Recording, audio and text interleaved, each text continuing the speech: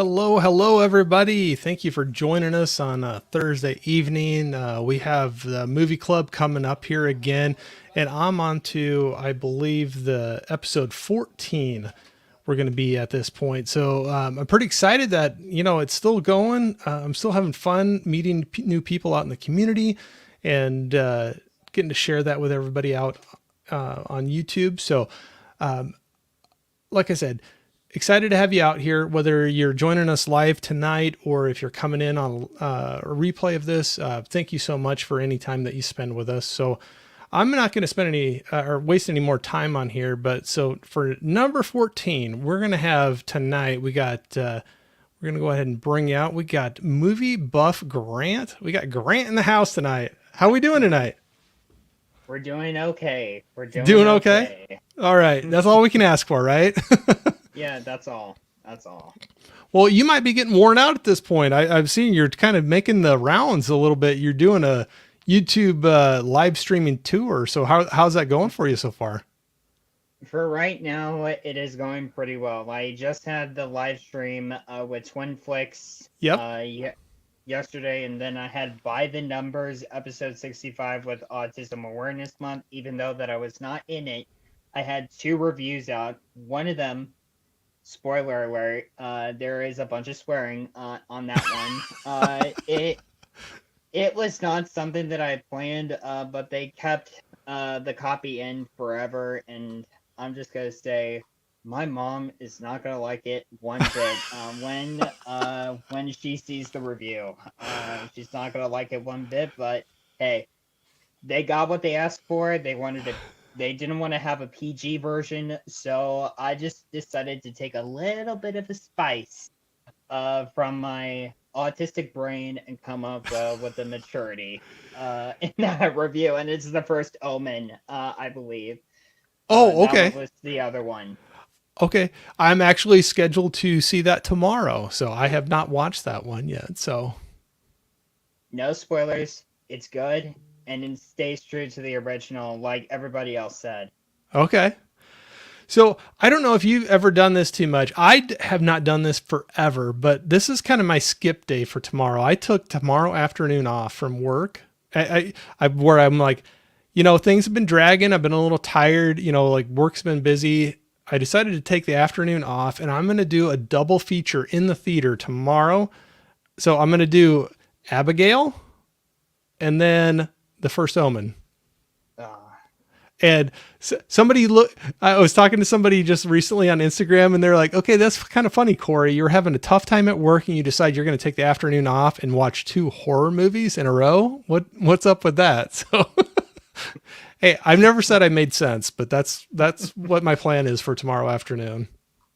yeah, at least you got something to talk about over the next few days. Yeah. Abigail, heard a lot of good things about Abigail too, so I'm not too surprised about that. But it's it is what it is, and it's a more what is it? More originality for movie horror to Yeah. me, honestly.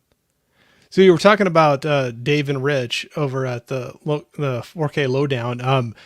That is actually one of the movies I'm going to be on a live stream with them coming up here next week. And so Abigail was one of the movies that is on the docket. So, and it just came out, I think, at least here today was the first day you could get out to the theater to see it. So Hmm. that's going to be the reason I'm hitting that for tomorrow. And my review for Wish comes out on your episode, by the way. Uh, Oh, so basically, I won't give any spoilers to anybody. I'm just gonna say it is for what it is, and it's a Disney movie whether you like it or you hate it. And I like it for what it was. oh, good. Good to hear. Because I have that up. I got to watch that this weekend for that stream. So I have not watched it yet, but no, it's good to hear. I don't. That's one I'm going into. I do not know much about it at all. So sometimes it's good to go into a movie where you're just like you don't have a lot of, I don't know, baggage along with it. Whether people are hyping it up or talking bad about it, either way, I don't have a lot of that with it. So I'm excited to check it out and see what it's about. Yeah. there was some original concept for the film that it was supposed to be a rom-com and a villain couple in this movie, but Okay. that was the original concept. But I think Disney was like too much afraid of what it was. Hmm.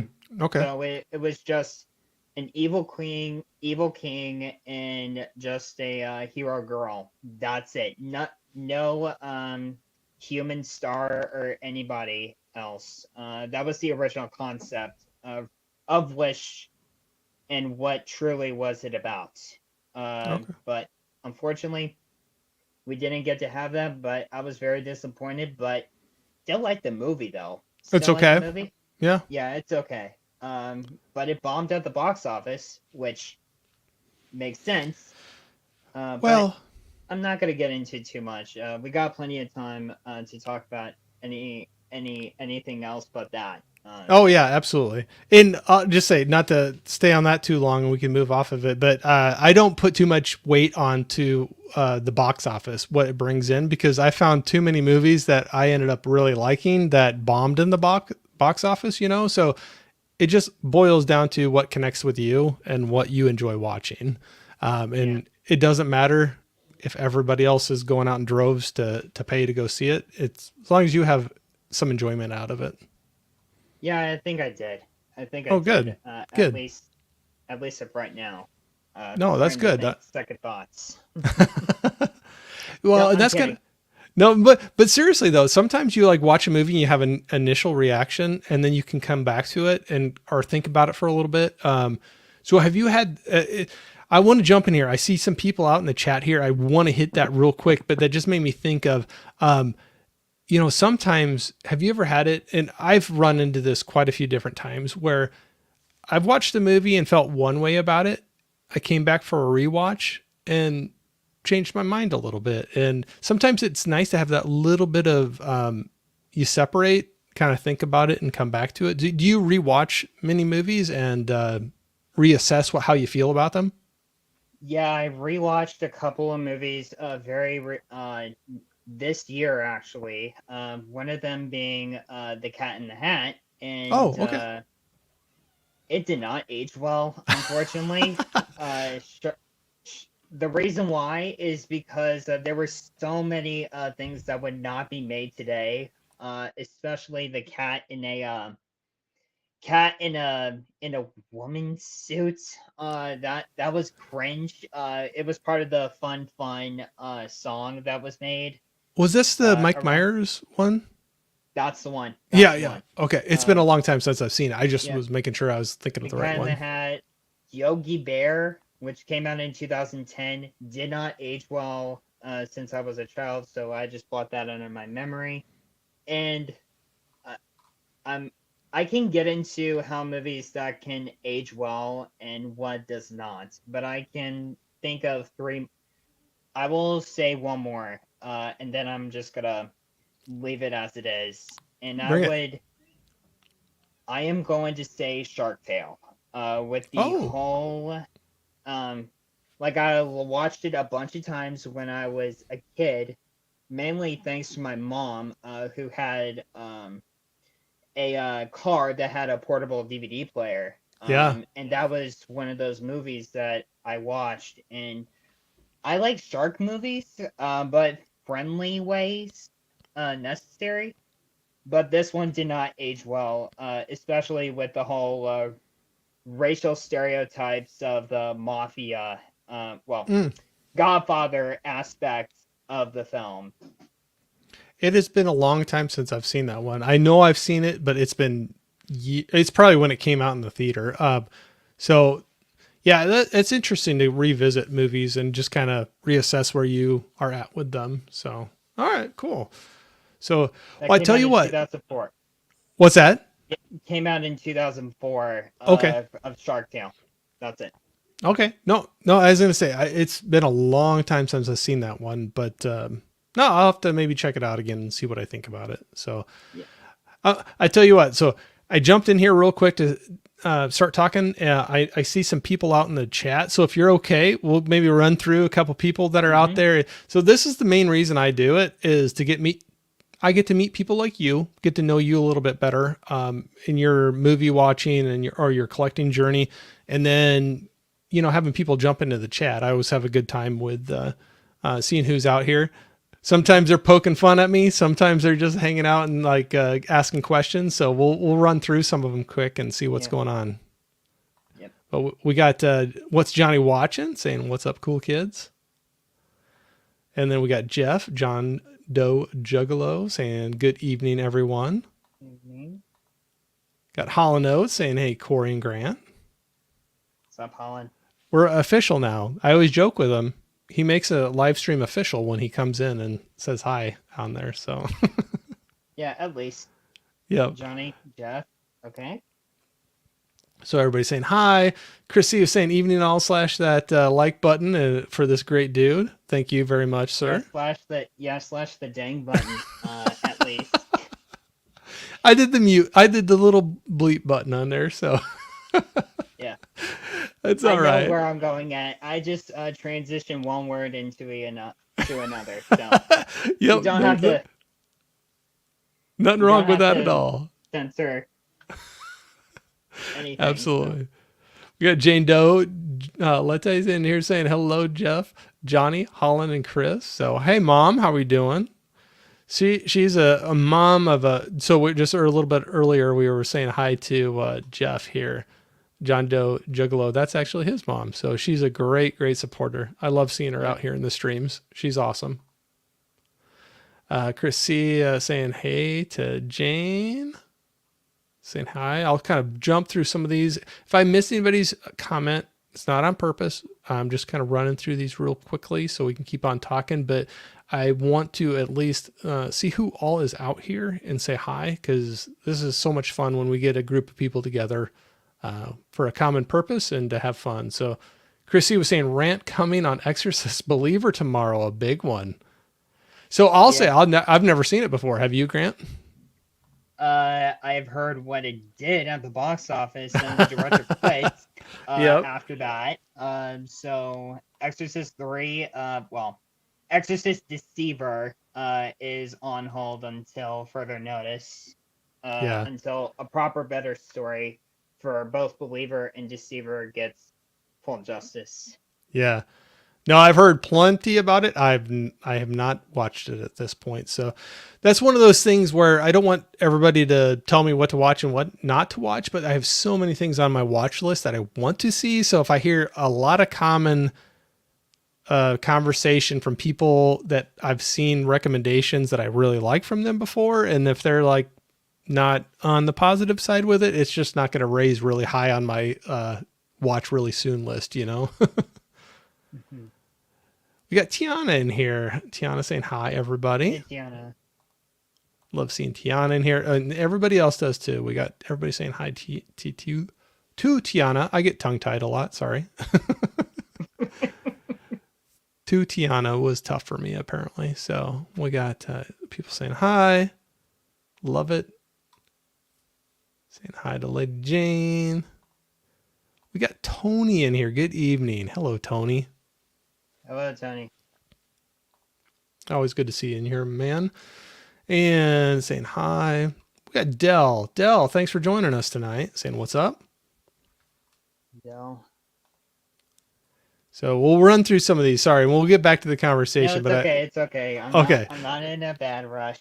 Okay. I just want to make sure. I want to be courteous of your time, but I also, at the same time, I love running through here. If people are jumping in saying hi, it's fun to see who's out here. But we got Laren as well saying, hey, Wilk and Grant, good evening. Thank you for joining. Saying hi to each other. I'll run through some of these here real quick. Tony P is in the house saying, hey, Corey and Grant. Tony P. I want to go out east and hang out with some of them at Bull Moose. I see them posting pictures running out to that store. I want to get out there someday. I've been hearing about it, and I still want to be joining those meetups one of these days. It's fun. It's very fun to join new experiences, and this meetup, 100% in. Oh, yeah. So that's what's fun about when you actually get to meet some people that you've met through this experience on YouTube. it's a little bit surreal because it's like, oh, you're an actual person, you're a real person. And, or at least for me anyway. And it's been fun. I've been able to do it a couple times and I'd love to be able to do it lots more. So a lot of good people out here Yep. saying hi. Tiana saying Grant and Corey saying hi to each other. So like I said, I'm running through some of these really quickly. People saying hi to each other. I just want to shed some light on people that are jumping in. All right, I'm going to skip down just a little bit, just see anybody new coming in here. Oh, Chrissy was saying good double feature, Corey. So my plan for tomorrow, we'll see if it works out because sometimes work gets in the way. Yeah, sometimes I have time asked for off, but sometimes work decides whether that's going to happen or not on that day. So we'll see if it happens, but that's the plan. I'm hoping it does because I think it'll be fun. I haven't done a double feature in a theater in forever, so I think that'll be a good time. Tony's saying, I just got home from seeing Abigail. Ooh. Well, sometime, Tony, I'll have to hear what you think about it. Holland was saying, Corey, I hope the theater is empty for both of the way you like it. Yeah. So Holland's joking with me because I heard a lot of people talking about Late Night with the Devil. That one. Yeah. Have you seen it? Like, I've heard of it, and people were raving when that movie came out. Some people saw it, and thankfully, I am not one of them. Thankfully, but they told me how good it was, and I'm just like, I'm just gonna stay over here, and the rated R is not for me unless if it's watchable on streaming. That is when I stay away from movies that are in the theater.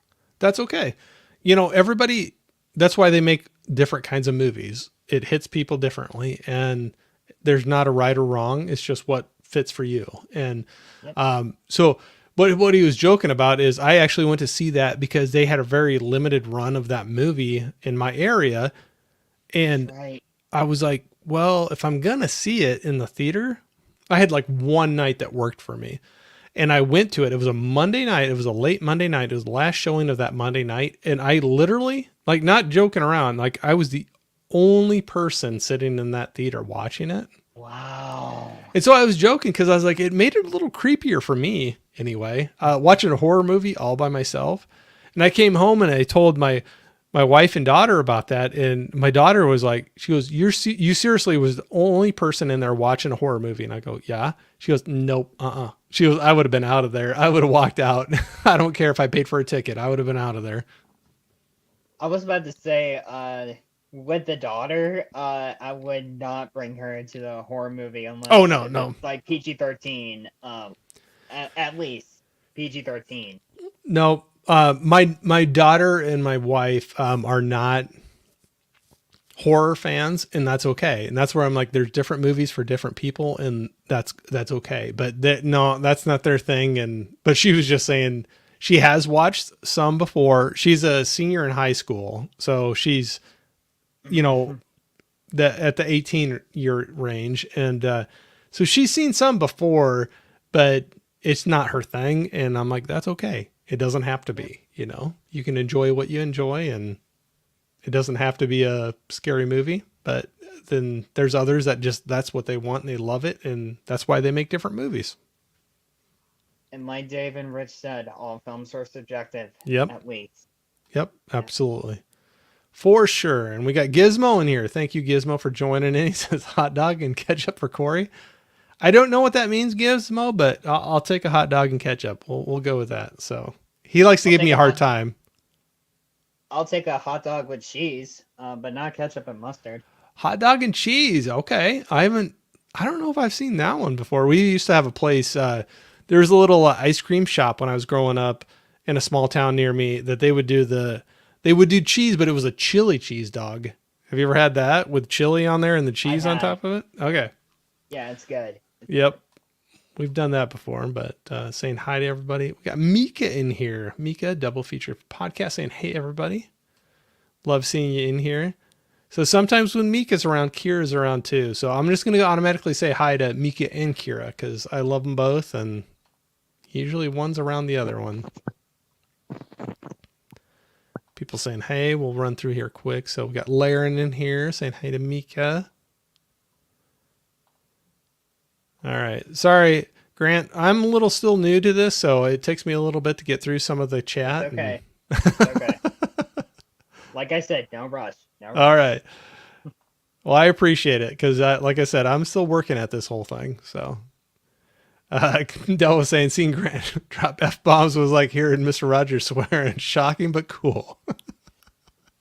So Yep, apparently, that was the By the Numbers episode 65, and that episode is now permanent of dropping the F bomb. That was not my plan, but yep, that happens.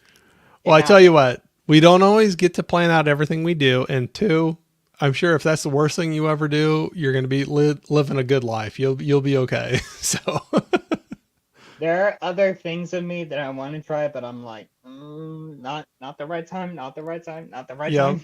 At least. Nope, I completely understand that. Mika was saying glad to see Grant. Glad to see you too. Glad to see you too. For real Della movies. So Tony was agreeing with that. Happens.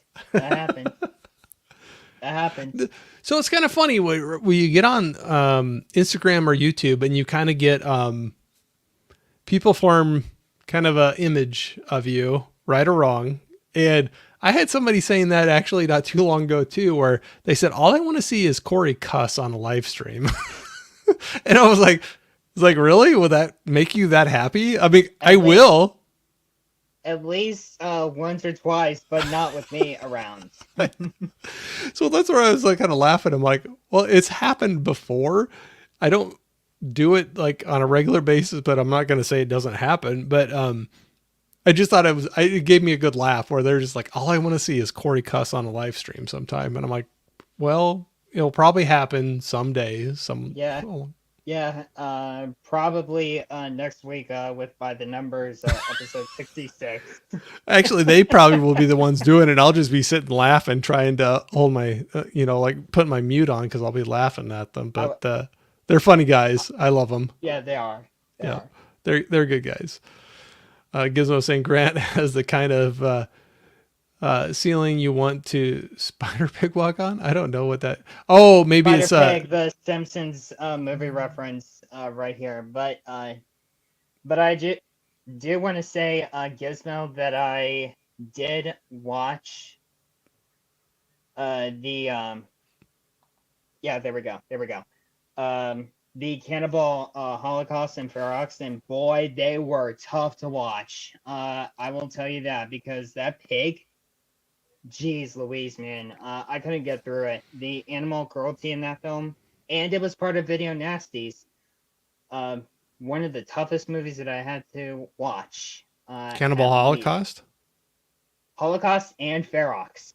Okay. I don't know anything about Ferox, but I've heard plenty about Cannibal Holocaust. And wow, so you went through both of them, and so I like horror movies and going into stuff, but there's certain ones that I'm just like, so I don't know if I'll go to them. So Nige at Rock God 2004 had planted videos of Section 1 of Video Nasties, and Cannibal Holocaust and Ferox were both on there. Okay. Watch them both on a double feature. Jeez Louise. Those people should be in prison after that incident. But what happened. I wish some of the animal cruelty got cut. But I had to watch it put on a brave face, and I'm like, I'm ready for it. And then afterwards, I'm just going to say, nope, not watching that again. Not watching that again. I was going to say, I think you're stronger than I am, because that was one that I tiptoed around, and then I'm like, no, I'm going to hold off on that one. There's a few movies that I hear enough stuff about that I'm like, I might hold off, because there's a lot of other movies I want to watch. But yeah, those are some rough ones from what I hear anyway. So, but I would recommend one video nasty movie to you called Fight for Your Life. Okay. And it's a movie that would not be made today, but there are some scenes in there that are very brutal. So it's kind of like do you know like Hamlet and Selma movies? Yeah. So so compare that with Fight for Your Life with all the racist stereotypes and all that type of stuff. So that's all I'm gonna say right there for Fight for Your Life. Uh, Okay. and it and shout out to Nige for recommending that one. And that is the only video nasty that I liked out of that lot. Well, I wrote it down. I'm a little old school. I have my little pad of paper and my pen No, it's every okay. time It's okay. I have my live streams, because no matter what, when I do this, I always end up with a few different recommendations to try to check out later. So definitely do that. But got Jeff in here saying, "Hey everybody, remember to hit that like button." We got Chris C Yep. saying, "Slash that bleep like button." Yep, thank you. He Yep. censored it for us. Yep. So Thank you. Thank you. God bless you, gives man. Gizmo was saying, "Spider pick that like button." Okay. Saying Van Gool, how we doing? Saying hello. Glad to see you in here. Saying hi. We're doing good. I'm doing good. We're still doing good, Yeah, we're Grant. I doing know I'm good. We're all doing right. good. I know I'm slowly working my way through this. So we got Caveman here saying, "Hey Corey, my NPR nemesis," and the Hardcore all new Grant. hardcore Grant. I'm the sweet, soothing NPR voice, and Grant's bringing the thunder. So You can guess correctly, at least. that's all right. And then when we see Caveman, we got Miss Caveman saying hi to everyone. Yeah. Prayers to your surgery That's going that's very right. well. That's right. Uh, I forgot about that. Thank you for saying that, Grant. yeah, So I yeah, she's doing very well. She's recovering from the surgery, and all I can say is that hopefully Guy takes care of her and giving her some positive words and working like a dog for that woman. yeah, Just gonna keep it right there. absolutely. Wishing nothing but the best for both of you. I know you've had some trials here recently, both of you, and I hope you come. Just know there's brighter days ahead, and keep your chin up. I know both of you are strong people, and you'll get through it.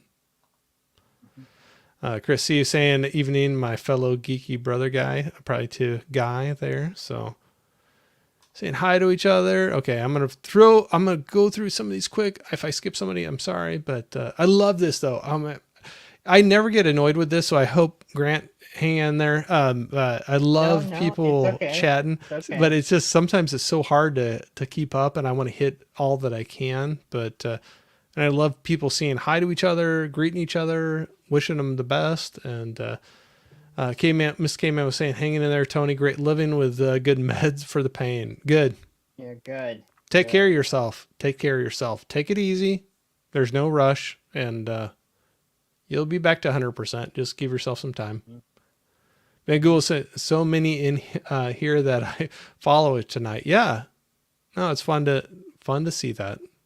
Yeah, we both promoted at least. Yeah, yeah. We both. I try to, there's some of those times where I tried to do more, but life happens, Yep. and so I try to do as much as I could, but sometimes it's just kind of crazy, and I know you know as well where things get busy. Yeah. So, Yeah, at least I got that. yep. Van Gool is saying great chat tonight with a lot of people I follow. Okay, we hit that. That's perfect, and like I agree, it's cool to see everybody in here. Laren saying I really want a chili cheese dog now. Thanks. So Laren probably hates me because there's probably a couple times I've made him hungry, because I know one other time I was bringing up how are my family. Well, once in a while for fun, for at night we call it like breakfast for supper, and we'll do like Oh, pancakes or waffles for like supper, at night. And I know he's mentioned a couple times. He's like, "Oh," he goes, "I love that." And then so he probably hates me because he'll jump in here and then I'll start making him hungry talking about stuff like that. So now he wants a uh, chili cheese dog. uh, Oh yeah, Mika saying Miss Caveman sending good healing vibes your way. Absolutely, we all are. Yeah, we all are. Very well. Jeff was saying it was fun and entertaining. That's what doing social media thing is all about. Yep, Yep. absolutely. Larry saying do it, Corey, but next time. Okay. Yeah, just do it for by the numbers, and then we can call it good. I don't know. Sometimes they do enough of it. I just sit back and laugh and let them Yeah. go for it. Let's just say people are going to be commenting. Just say, do it. We have faith in you. Do it. We have faith. We have faith in you. We'll see. We'll see. We'll see if we get up to that. But we got Mark in here. Thank you, Mark, for jumping in, saying hi to Jeff. Always good to see him. We got Johnny here that just came in from working. Somebody dropping the F bombs. Well, actually, we haven't dropped the F bomb. We just talked about No, dropping the F no, bomb. nope. Nope, we just mentioned it, but we didn't do it. So love you having love having you in here, Mark. So thanks for jumping in here, everybody. We got Jeff and Mom saying hi to Mark, and his Marky. mom too. Yep. Larry saying Warner Brothers or Paramount. No one I cares, care probably. Paramount. Okay. I care about Paramount. Well, I was going to say you were fast on that. So throw out there what I'm not saying right or wrong, but what made you throw that out so quickly? Warner Brothers, because of the whole David Zaslav situation, that is still currently going on. And look, I picky with Warner Brothers. Like this year, I am still getting The Big Bang. I am still getting some of the TV series that they made, even horror shows like Tales from the Crypt. I will be picking that up. Just a way of celebrating Warner Brothers' legacy. However, the rest of the shows, like for example, what was it? Gilmore Girls, Full House, or everything else that Warner Brothers put out, I am not. Okay. Just not in that type of realm. But Paramount, 100% do care about them because they're my childhood, at least.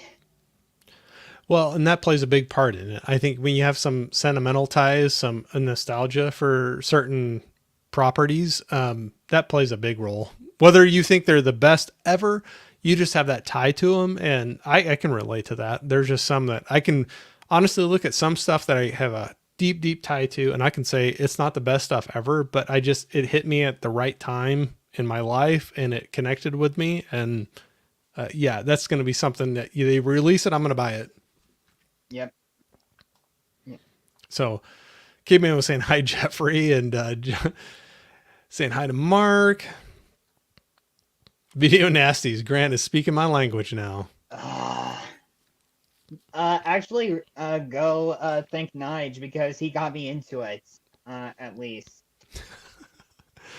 They're funny. They're a funny group. When I was, yeah, I love, no, it's fun to hang out and listen to them. But, I think it was, when I had Andy on, he was like, yeah, jump in our stream, but just know sometimes we have some fun. So just know that when you come into the stream. Yeah. They're good guys. I like hanging out with them. Yep, they are. Saying hi to each other. Saying, what's up, Johnny? Gizmo saying, yeah, Hannibal Holocaust is on my top list of being one of the absolute favorite films of all time. Okay. It is so insane, important for how we make films today about question on who is the real villains. Gizmo likes to do the hot takes, I think, sometimes on the live stream. So Yep. I am not gonna comment on that. no, that's all right. That's all right. Keep going. Johnny was saying Corey, in fact, does have a potty mouth. Can confirm. Yeah. Okay, but my potty mouth probably is not quite as bad as. It's not the right. No, not the right time. Not the right time, Johnny. Not the right time. There's a time and a place, and it's not the time or the place. So. Yep. We got KB in here. Thank you, sir, for jumping in, saying, sup, party people. Yeah. Always good to see Grant. Yeah, and we got so much love seeing you. Yeah. KB, that's one of the first like real for real live streams I was on was with KB and his conversation, and for always I'll always be grateful for that. It was a great it was a welcoming experience into the YouTube community. We'll just say that. Yeah. Very, very good guy. But Dale saying I haven't seen Brave enough to watch. I haven't been brave enough to watch Hannibal. Man, I cannot talk tonight. Cannibal Holocaust myself. So I have not watched it either. I heard enough things where I was just like, I'm gonna let that be for somebody else. So no judgment on it. I just don't know if it's for me. Yeah. Yeah. But we got Steve in here tonight saying Excelsior movie reviews, saying, hey, everybody, I sensed that a live stream was happening. Well, hopefully you had that bell click so you got a little notification too. So, yep. Ring, ring, ring. Johnny's saying the king is here. Bow your heads. I don't know which one you're talking about, but I'm sure it is. At least. And hey, Steve. Johnny was saying it's a good flick if you're strong enough, Dell. So probably the Cannibal Holocaust. Yep. Would you say it's a good film? I'm not. I'm sorry. I'm not going to put you on the spot. You don't have to answer that. But you watched it, and I'm just gonna say it's a tough one, and I'm just gonna say it's a decent film, but good Lord, I would not watch that again. Yeah. So I can even not talking about that one specifically because I have not watched it before, but I have had some movies where I'm like, that's a good movie, but I don't see rewatching it. Have you ever had that where you're like, you can say it's a good movie, but just whatever the subject matter, you're like, it's a good movie, but I can't see going back and rewatching it. There are a few. There are a few that I can talk about right now. One of them, Requiem for a Dream, which is a very, very drug heavy movie. After I watched the movie, I said it's a good film, very tough, and I want to throw my dad's cigars away after that film because I don't want to see drugs or alcohol ever in my life again.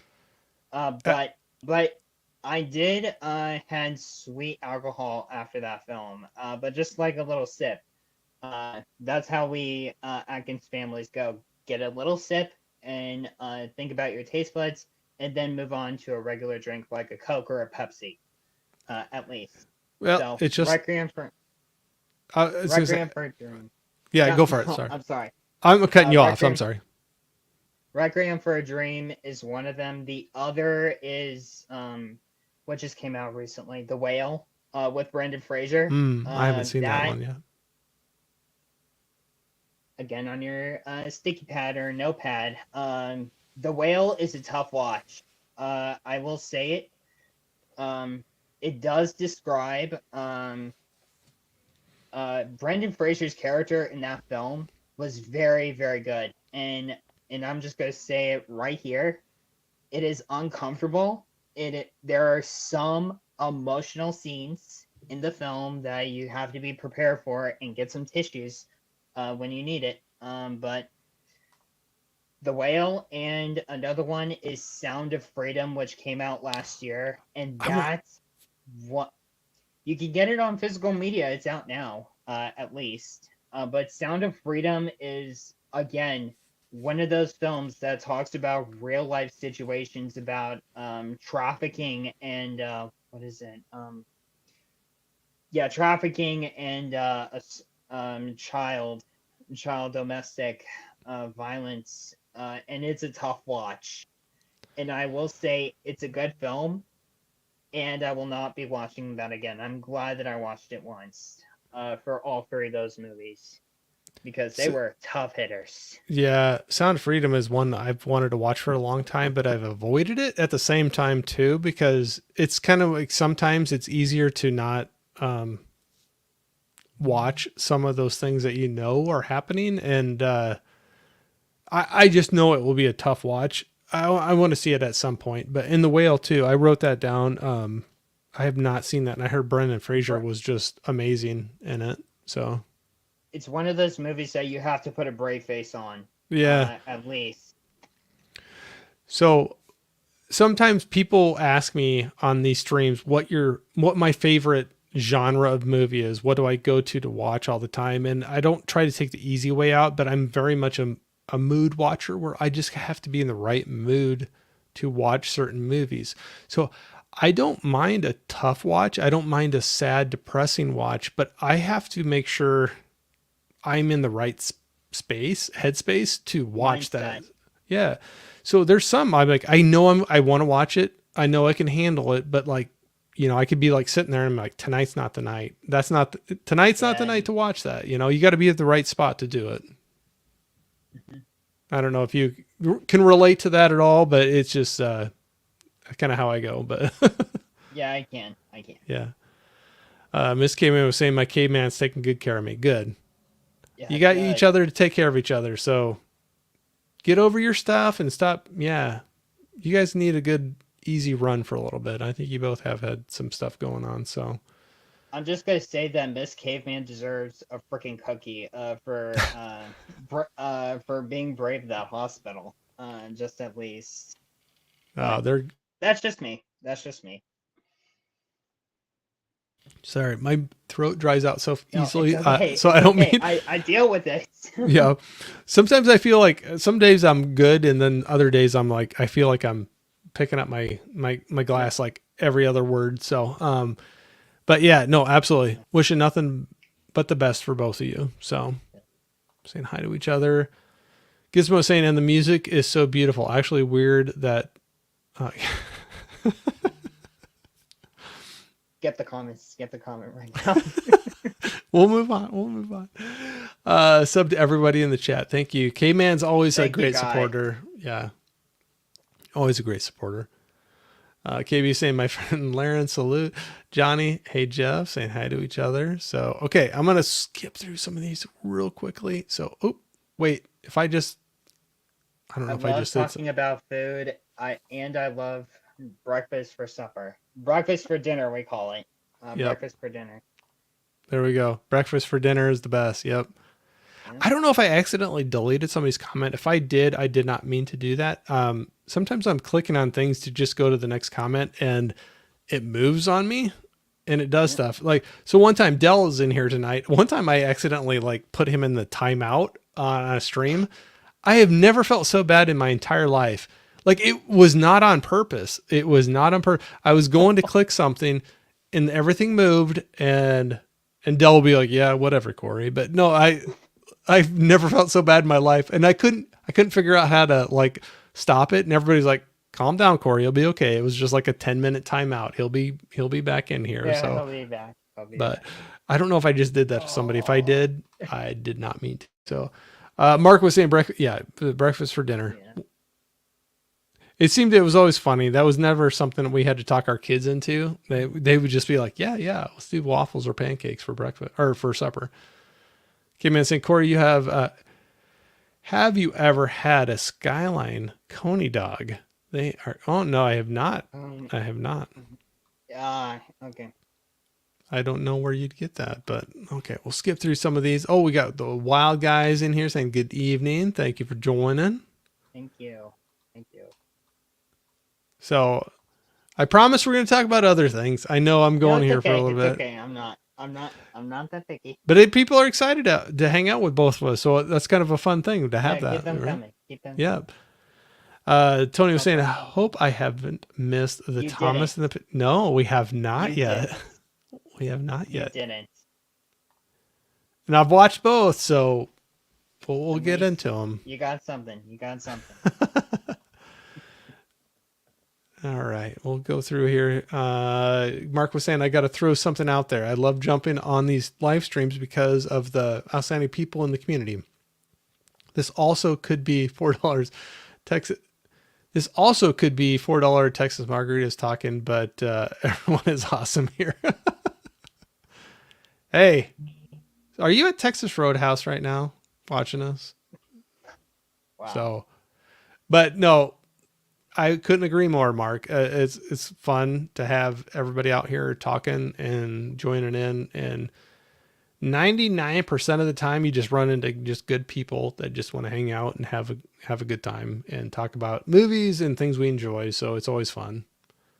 I'm saying I haven't seen Requiem for a Dream, but I've seen Cannibal Holocaust and other fun stuff.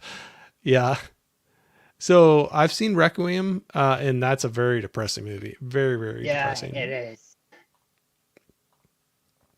That is one I could see not going back to too often. But, yeah. Tony was saying, I'm learning so much about Grant tonight. Well, thank you, Tony. Wild Guy is saying, have either of you seen Immaculate Thoughts? I have not seen it. Me neither. But I've heard of Sydney Sweeney from Anything But You, and then the box office flop of Madam Web, which, again, I'm picking it up very soon, just not the right time for it yet. And then this came out. Not too at all surprised for Sydney Sweeney, but hey, yeah, at least if there's a role that I like her in, she can have it. She can. Yeah. No, I have not seen that one yet. But Van Gool is saying, what about DC movie Joker? Hard watch because it is how real it is, basically, I think is what he's saying. Yeah, it also depicts mental health too. Yeah. So I'll say that's one that I think it's a good movie and I liked it, but I don't know if I could see myself going back and rewatching it a lot because of that. You know, it's a hard watch with certain aspects of it. And they're coming out with a sequel this year, so I'm just like, where is this gonna go from here? Yeah. That one sounds interesting with Lady Gaga and they're mixing in musical aspects to it. So I'm curious to see where they're going to go with it. The trailer looked good. Yeah. The trailer looked good. But in the movie theater, how well is it going to be good? Yep. Yep. We'll have to see on that. But Tony was saying, I've had to put on a brave face in this live stream, Grant. Yeah. Good. Yeah. Good for you, Tony. Good for you. Dell was saying the stream is official, Corey. Hit us with the Mood Watcher spiel. I do that all the time. I know. And so many people give me a hard time because they're like, you're taking the easy way out. You're not picking one genre over the other. But it's kind of hard when I really don't have one I don't have one genre that I could say no matter what mood I'm in, I'll watch it. I mean, there's just ones I'm like, I don't know. I'm all over the place with this stuff, but there's no one genre that no matter what my day has been, I can watch it. There's going to be time and place for each one of them. Okay. You know what I'm saying? Or no, I get it. I get it.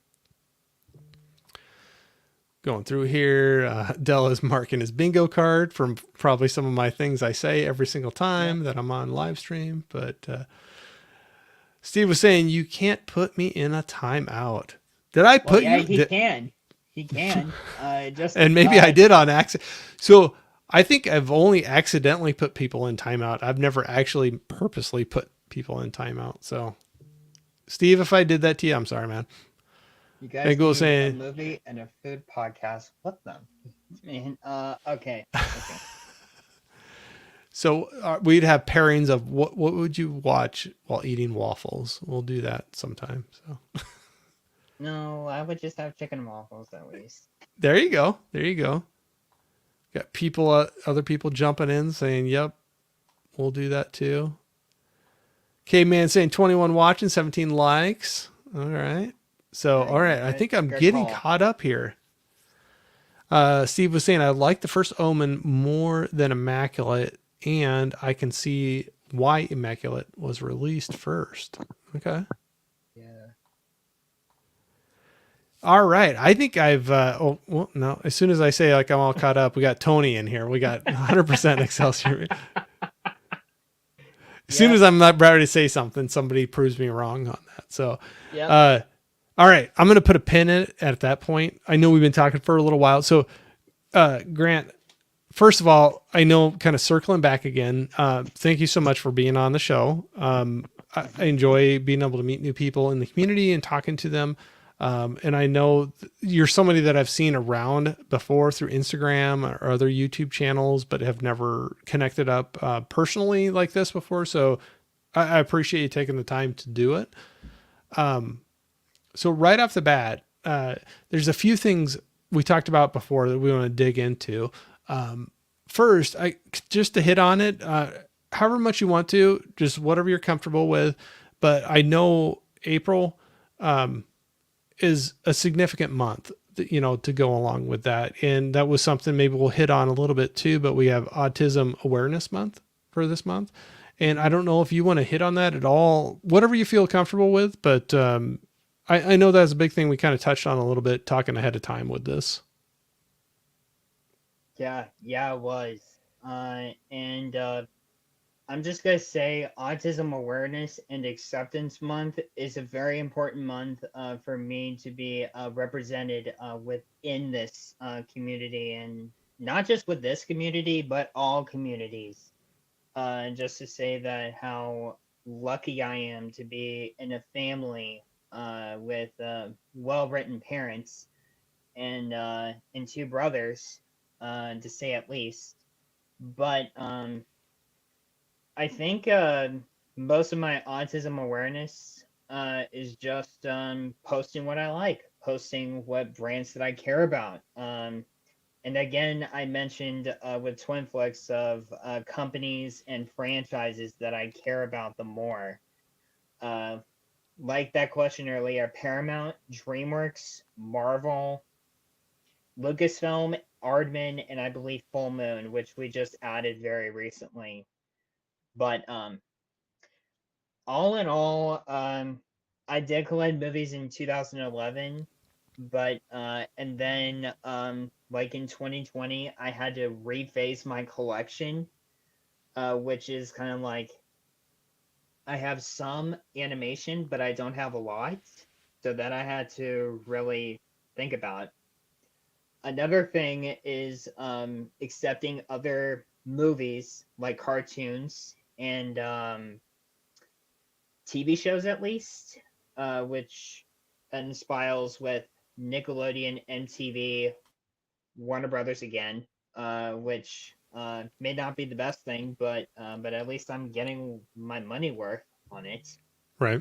But all in all I can say right now is I am glad that I had this diagnosis and to be a part of this community. And I thank everyone for supporting me throughout this entire movie journey back in 2020, all above.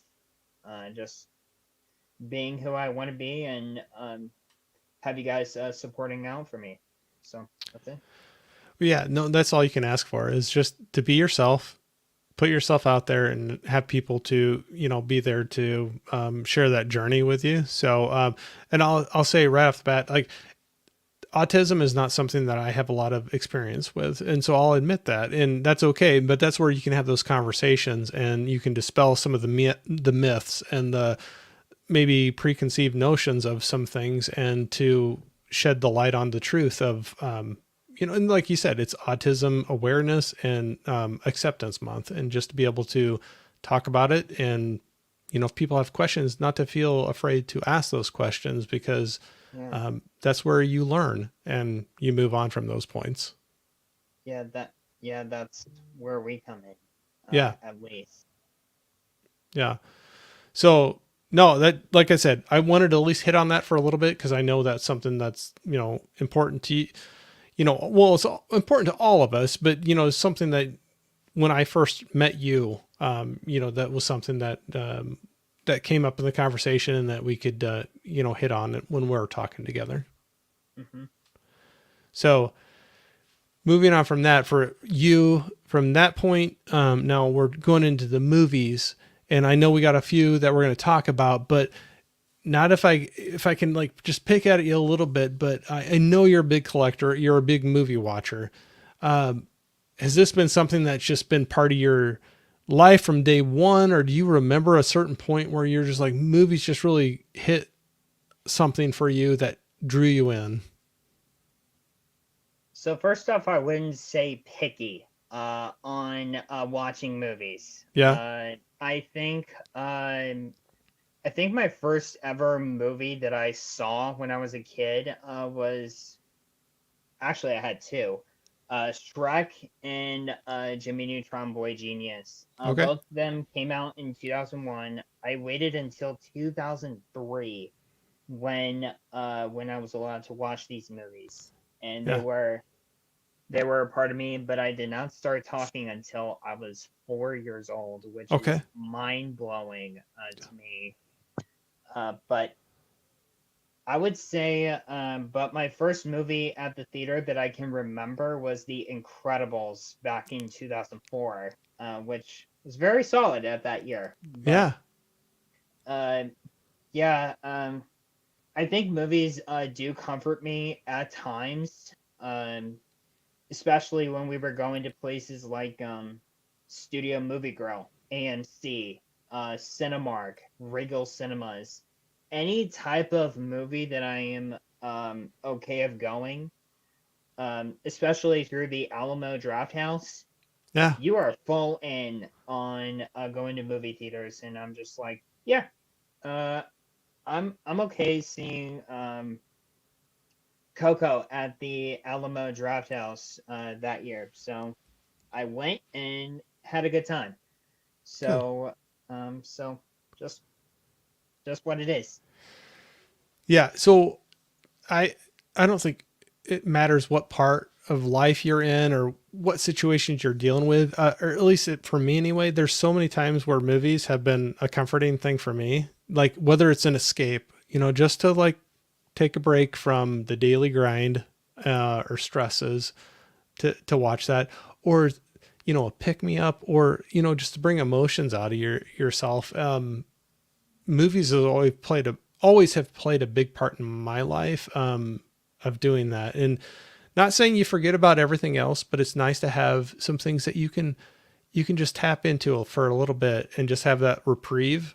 And I don't know, it's for me anyway, it's been a big part of my life from a very young age, and I still love that, where you can just enter enter into a different world for a little bit and have a good time. So Mm-hmm. no, it's good to hear that. So, and that's always something for me too, where it's kind of funny. Like, so you remember some of the first movies you saw in the theater and Yeah. how Uh, strong of a tie that can have to you. And where mhm. you can remember, like, I was this place, I was this age, I was with these people, I to watch this movie. You know what's funny is that I remembered seeing Meet the Robinsons at the no, Dallas Mall when it came out. I think it was in June of 2007 Okay. when it was first released. Yeah. And then I believe a few years down the line, I remembered seeing Courtney Years to Who at the Cinemark right before some personal things happened Yeah. after that. And I think most of the time, I still remember most movies that come out of the string, most of my eternity life, especially when it comes to Studio Movie Grill with Alvin and the Chipmunks and Brave and the Three Stooges, the Pirates, Band of Misfits. All that stuff that I grew up with is part of my life, Oh yeah. and I am still planning on, even though that family friendly films are my thing now, but I need to wait in a time where I am in the comfortable mood. Like you said, Yeah. it's very lightning and well, enlightening and a bit personal to me. Like I don't have time seeing Top Gun Maverick right now, but I'll get to it when I have the chance. Just to say at least. So I always will get that from people, because there's only so many hours in the day and so many, movies you can watch at a certain time. And I always end up with movies that people will like, just, they almost gasp, like, I cannot believe you haven't seen this movie yet. How could have you not seen Yeah, it? same here. So when you say like Top Gun Maverick, do you have people be like, I cannot believe you haven't seen that movie at this point? Luke, Luke gave that up to me. He was eating his dinner when I said that, and he was like, "But don't worry, I'm gonna watch it and buy it at the same time." He's like, Yeah. "You should." Right before I terminate you with my beams, just whatever he said. I'm like, okay, I will watch it at some point, just not now. I have such a big list of movies that people are like, I've had multiple people like just look at me and be like, I cannot believe you haven't watched it yet. And I'm like, okay, but I've seen all these others. It's just, there's only so much you can put in a day or a week or a year. It's just, there's only so much you can take in, but yeah, but that's I guess the fortunate thing that we have, that there are so many great movies out there. There's more than we can take in, like in a normal schedule, and you can get to them eventually and it's okay. But, I've had a lot of those where people, they almost are like, I can't believe you haven't seen that one yet. So And some people are like wider eyes, yeah. and you know, it gets you. It Yep. like really gets you. Yep. So no, absolutely. So do you have any movies that are currently rolling out either in the theater right now or that are coming out pretty soon? And if I don't mean to put you on the spot, so if you don't have it, it's okay. But something in there now or coming out soon that you're just like, that's one I really want to see in the theater. Besides Moana 2, Okay. that's coming out in November of that year. I have like a list of movies that I want to see this year, Yeah. and one of those is Moana 2. The Okay. others are what are they? The Wild Robot from DreamWorks, that's coming out this coming September, Okay. and then what's another one? If that Hmm. is coming out next month with Ryan Reynolds and Steve Carell, Oh yeah, and yeah, yeah. Yep. that one, and I can say one more movie that I can bring up, and that is the fourth SpongeBob movie that is coming out next Oh. year in December. And I will confirm that the original, like season one, season two, season three, directors, cast, crew, the crew of that will be directing this film. And I'm like, this is going to be a smooth movie, but it will also have some adult humor in that film as well, especially, I'll just say N word right there. But it's not the one that I'm suspecting. But I'll just say take your shirt off, that type. Yeah. No, very good.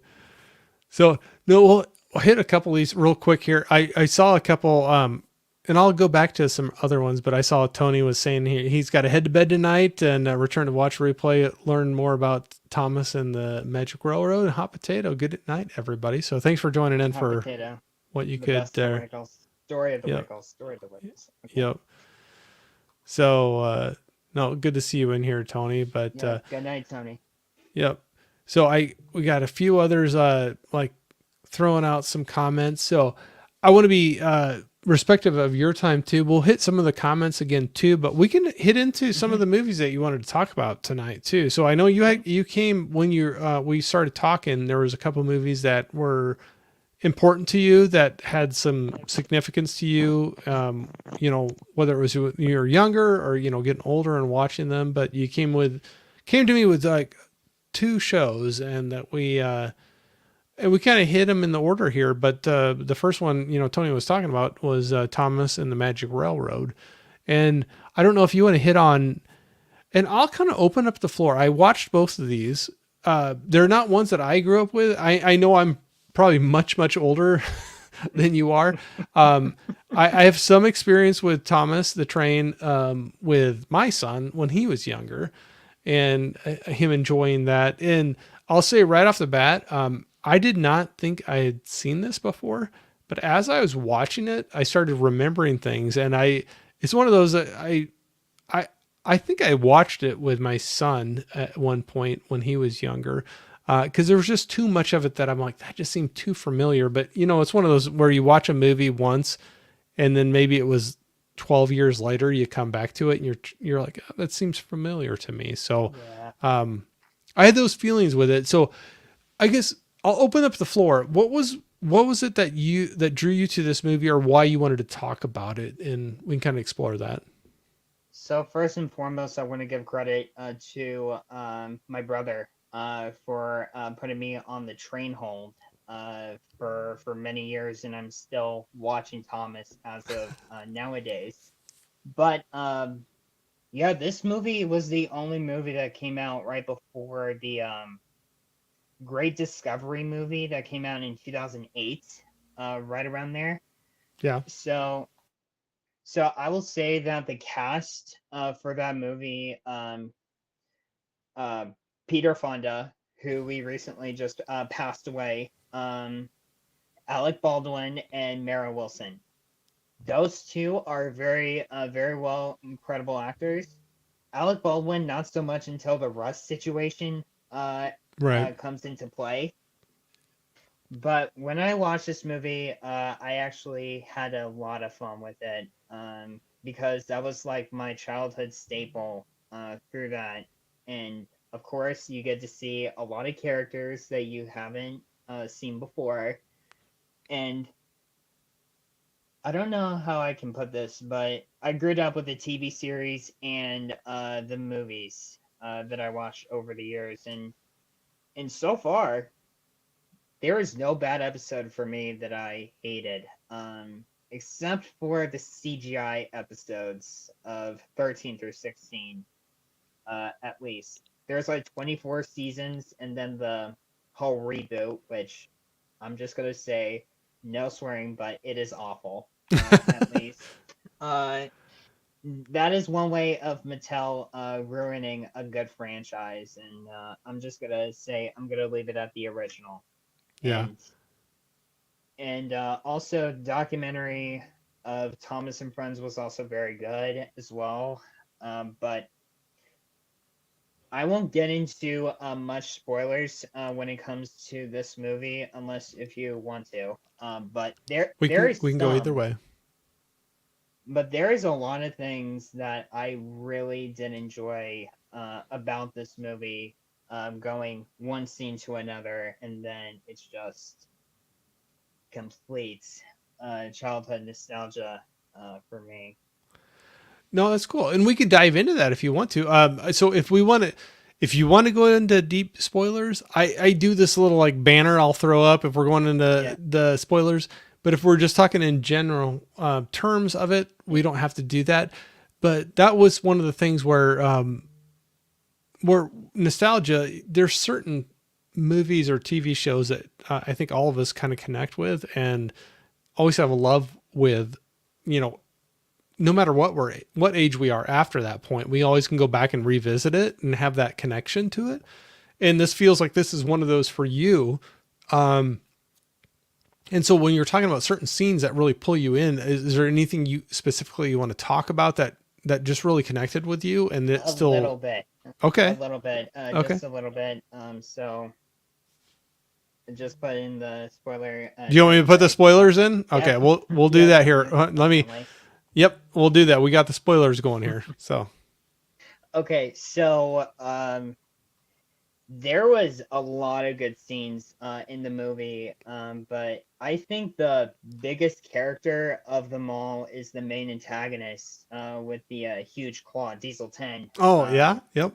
So he was a perfect villain, and the original concept was to add Diesel 10 and another character which got cut because of, I don't know, I think it was several allegations that I knew about, but it wasn't like too serious. So he had to be let go of the project, and we got what we had. And that character was PT Boomer, at Mm. least. But I think nowadays people are just saying, "Okay, Boomer," at least. But sorry, No, you're good. You're good. keeping it good. So there were so Diesel 10 is like a main prominent role of the character, and the villain's goal was to get Lady with the whole capture Lady, get all the gold dust, and scrap most of the engines on Sodor. And Sodor is a very good place where all positive comes in. And mess with those guys, you're gonna be off the railway type those stories. But again, a lot of scenes that I want to cover. My favorites, I think one of my favorite scenes, like I don't know that you relate to some of the characters in the movie, with Alec Baldwin being like being the Mr. Conductor and him Right. being in his office trying to pull off the hat Mr. scene. Topham Hat. In the UK, they call him the Fat Controller. Okay. In the UK, but we call him Sir Topham Hat over Yeah. here. Just because it's more prominent, and we don't use the fat bomb. We do not use the fat bomb because, again, not a good way to use someone that is plus size nowadays. So, and I still respect the plus size people too. Just keeping it all form is all I can say. But another scene that I can pick on top of my head is even though that you can see the scrapyard in Thomas and the Magic Railroad, and you compare it with other seasons with Thomas and Friends. Thomas and the Magic Railroad had the darkest of the out of all of them. Okay. And he was almost about to scrap one of the what we call him Sodor's sassiness of the railway, and that was James, the Red Tender engine at then. But I think it was what was James and Mr. Conductor's cousin who was part of it. And that was where we start to get worried if this character gets killed off. And thankfully they didn't. They didn't. Just a way of saying, oh yeah, it's supposed to be happy. Sodor is supposed to be the most positive on Sodor. So I could say that the scrapyard is one of the most darkest of all Thomas and Friends history because no one has to go through that. Especially when you come into a Sodor where you're new but there are rules on the railway where you do not be bossy, you do not be rude, or otherwise there could be consequences down the line of Thomas and the Magic Railroad or in the television series. Or read some of the fanfics that Thomas and Friends had to be put into offer. Some are K, some are T, and some are M. I read all of them, and I'm just like, yep, that is going to be my my life entirely. Just being on Sodor entirely. Keep saying entirely a lie. That's right. That's right. Okay, but yeah, that's the second scene. The other is, I think you watched this before, but the chase scene is the most iconic role of the Thomas and Friends franchise, and people at the Thomas fandom agreed that this was one of their favorite scenes of that film.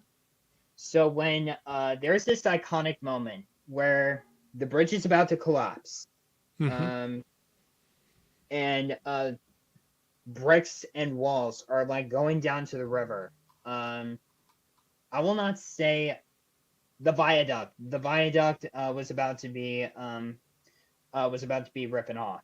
So there's this little engines can do big things. And that is the permanent goal of what this movie is trying to tell you. That little engines can do big things. Lady goes in first, mainly ladies first, on that role. And then it was either Diesel 10 or get off the bridge, or get off the viaduct, if you want to call it. Thomas comes in, almost, you get like a double shot of Thomas crossing through that bridge, Yeah. and then the viaduct just like completely collapses. But this is one of my favorite villain defeats of all time. If you can count the villain suffering on that boat, so Diesel 10 Yeah. comes Yep. in. I think I posted a clip about it, but I don't think it would be premiering today. But goes down, the claw grabs one of the tracks, calls him the names Blue Puffball, Blue Puffball, and Teapot, and then grabs the track and then dives right into the boats. Um, it's like you have been defeated, but you're in the mood for a holiday. But in the I don't think that this was even canon at the time, but I think Diesel was sent back in disgrace.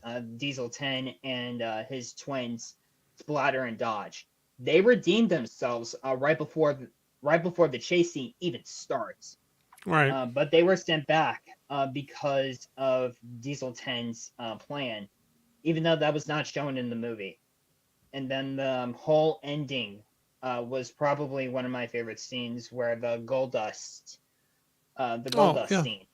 Um, I I'm gonna be honest. The uh, Lily and her grandfather putting the stuff on the bluebird, like a I would say like bird fraction, like plastic bird that I would can say right now, but I don't think that was real.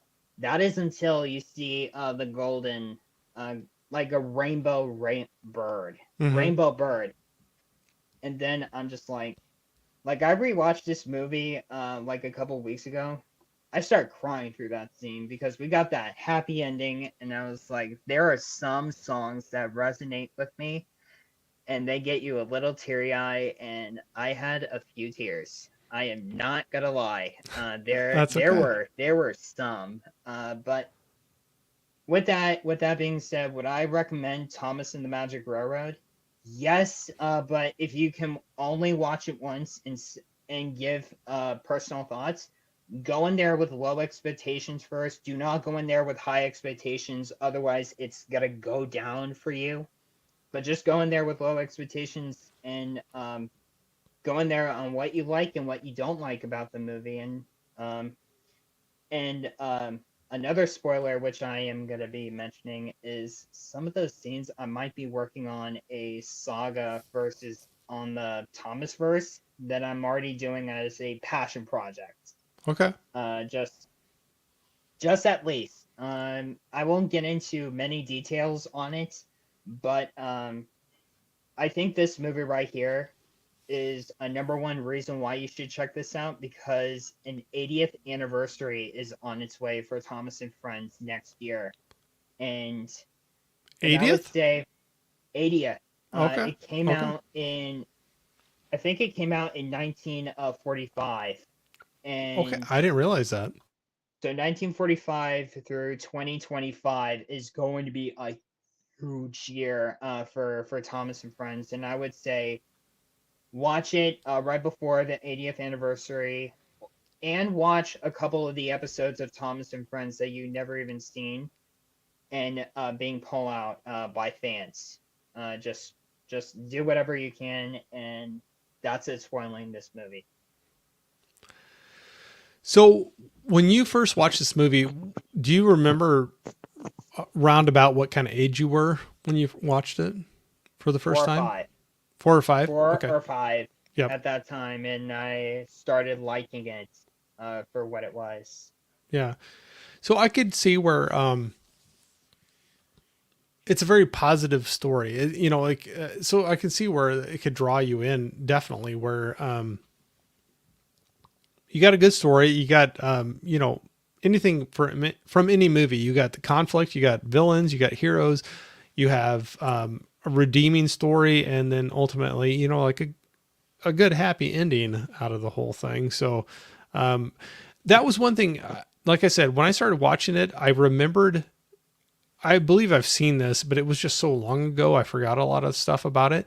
But it was kind of crazy. Like you were naming off some of the actors and actresses that are involved with the project. And, there was a lot of bigger names that I was like, I kind of forgot that they were part of that until I started watching it again. I would recommend picking it up on Blu-ray because they just had a Blu-ray release from Shout Factory, and Oh, I think really? it's available. And I think it's available on Amazon too, Yeah. just in case. But I think it's going a little bit up to like $12 or $20 for the 20th anniversary. There's like so much good bonus features on that one. So if you have seen the movie but you want to know about the bonus features, pick it up at least. Oh, that's cool. Um, so big selling point on this movie. Do you feel like it's something that could relate to no matter what your age is to go back and watch this?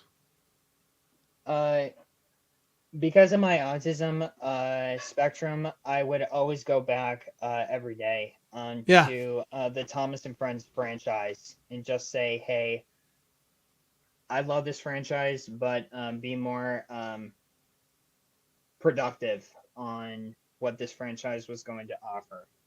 Yeah. Oh, that's cool. So is this something that, so when you were talking about the Blu-ray coming out, have you picked it up already or are you going to be getting it or? I don't plan on getting any more into that franchise. The only Okay. thing that I want to work on is the project itself, and I think that's all I can cover from that.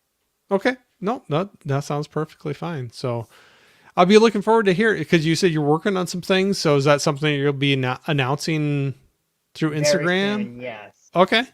All right. So stuff to look forward to Yes. on that. So I should have said that like right off the bat. Like, where can people find you? Like, I know I connected with you through Instagram and I've seen you on people's YouTube channels, but if people wanted to find out more about what you're doing and some of the projects that you're talking about might be coming out here pretty soon, what do you want to throw out to people or where to find you and what to check out?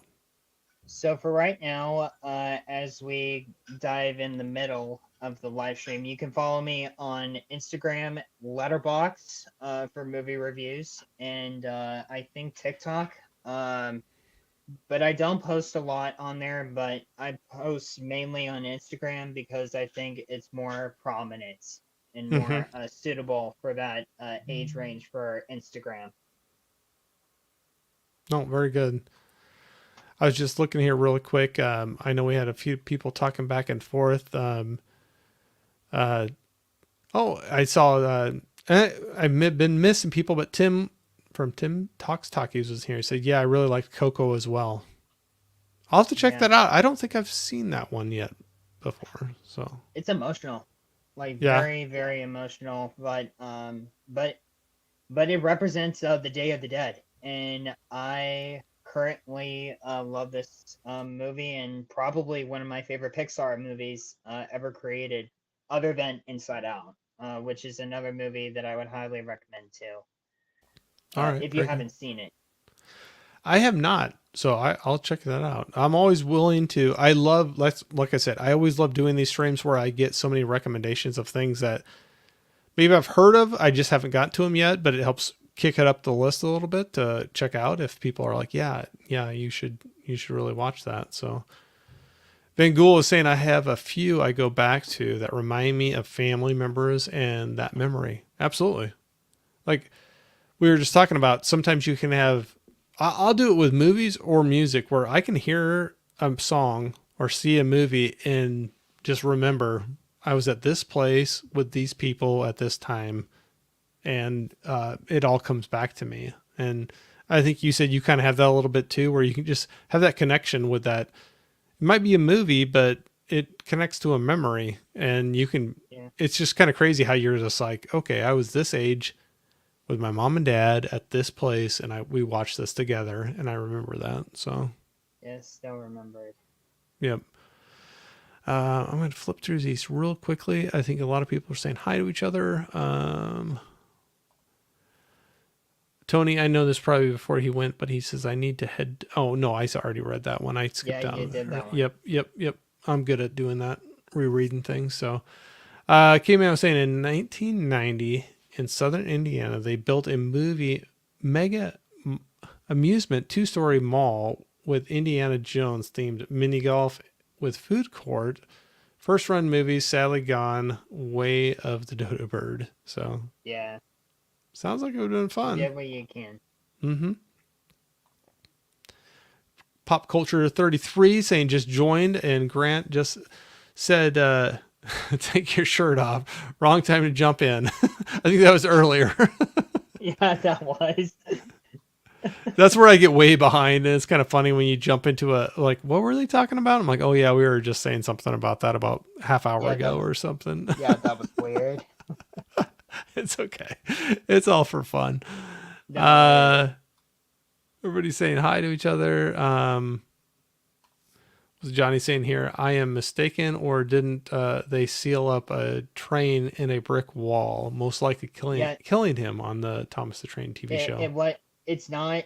Um, they don't usually kill off a character that easy. But I think the story was called "Come Out Henry," or in the UK they call it "The Sad Story of Henry." They bricked him up in a tunnel, and he wasn't allowed out again until Henry to the Rescue, or Edward Gordon and Henry, um, Gordon's safety pistol valves burst, and Henry was the only one on that tunnel, and he was let out because of, again, passengers need to come first, and they pulled him off, and he got very well after that, and I think that was the tunnel incident, what you're referring to, Johnny. So Hmm. that was one of the earliest seasons, by the way, season 1 of that show. I don't remember that one. So yeah. Wow. And then Dell's jumping in here saying, like I said, this might have been a while ago, but he said, whoa, I step out for a few and come back and we're killing Thomas the Tank Engine. Nope, none of that ever happened in the show. Never happened and never will. And it was a preschool show. You can't kill off a character that easy. Excited for the sequel, Grant? Yeah, for Inside Out 2, coming out in June. Yep, that's it. All right. No, we'll stop with that. So no, great movie. Glad you threw that out there. Like I said, I started watching it, and as I was watching it, I didn't think I'd seen it before, but it was one of those, I was like, okay, I'm remembering too much, or I'm like guessing too far ahead on some things that I'm like, I had to have seen this before. And I remember when my son was younger, so he would have been born in 2003. So, so there was certain points where I'm like, okay, I know I've seen some of this before. And I remember him picking out some of the trains and having some of his favorites, that he would just sit and play with on the floor. So I know Thomas is always a favorite, of the trains, but, did you have any that you gravitated to more than others? Out of all the characters of the Thomas and Friends series, going to current day or past, I did not have a character that I hated or the character that I liked. I liked them all the same, kind of like what today's new generation of All Engines Go, which is Right. not a good show. Okay. But I would say if we do had a lot of Thomas stuff, whether it be like wooden railway stuff or take-alongs, those toy merchandise that Mattel did, or Fisher Price, that they did years ago, and I think they started to sell off very quickly. But all of that being said, I didn't have one character that I was like too much into, or I like them all the same. Okay. Oh, very good. One I was trying to remember, that's where my memory is failing me a little bit, but was there twins? Were there twin Yeah, Oh, yeah, they were twins. One of trains. them. I'm trying to remember the names of them, but I'm like So, blanking on it right now. so I will say that there were two twins in the show. One of them was Bill and Ben, the Okay. Tank Engine twins, and I believe there was a Scottish twins called Donald and Douglas, and one of them had a duck named Dilly, Okay. which was currently in season 3, which is called Donald's Duck, and they did a song about it in season 5, which Okay. was very interesting. And also, most of the episodes within season 1 through 7 were like 4:30, 4 minutes and 30 seconds. But if you add like credits or anything, it's like 5 minutes per Hmm. story. But if you're watching season 8 all the way up to 12, it was like 6 to 7 minutes, I believe. Okay. No, I for whatever reason that popped into my head, and I'm like, I couldn't remember the names of them, but I think we still have. It's one of those things that he's grown and out of the house now, but I think we still have some of the stuff in the basement, you know. And it'd be kind of fun to sometime go back down through there and look at some of Yeah. the old trains that he was collecting when he's younger. So no, very good. So no, I loved going through that. So I mean, just to keep moving along here, though. So we had the Thomas and the Magic Railroad, and the second one Hmm. that you threw out that you wanted to just hit on and share some of your love for it was Hot Potato: The Story of the Wiggles, and so a documentary. I didn't know. I had not seen it before. I did watch it. I finished it up Oh. today, so I watched the whole thing. Um, on Prime, and so this is one, and it's not like because they didn't like it or whatever, but this is not one that growing up my kids just didn't get into. So I didn't know anything. I mean, I knew of the Wiggles. I mean, there's probably no way you've never heard of them because they were just so big for so long, in like kid culture. So it's impossible not to know them, but my kids just never got into them for whatever reason. But I found this documentary very interesting to get into just because I didn't know a lot about them, but you always find out a lot of things behind the scenes that you just don't see from the TV shows or what they're putting out there. So I'm going to let you run with it for a little bit. So go ahead. We'll dive into this documentary. So, this is a movie that I also recommended Dave and Rich, and they both loved it. Mm-hmm. And I got you to watch it, so that completes the board. But no, no, no, no. Bob is next for the what movies did I watch Okay. type stream. So, if you tell Bob saying, "Hey, did you watch The Wiggles?" and be like, what's The Wiggles?" Let me know. Let me know. Okay. Okay. But yeah, The Wiggles was a huge popular in my kid days. Yeah. I think it was. I think they were introduced in The Wiggles live at Disneyland when they were releasing all over the world, Okay. and I remembered having 4 VHS tapes of The Wiggles in my what do you call it, shelf area where your kids can pick one out, type of things.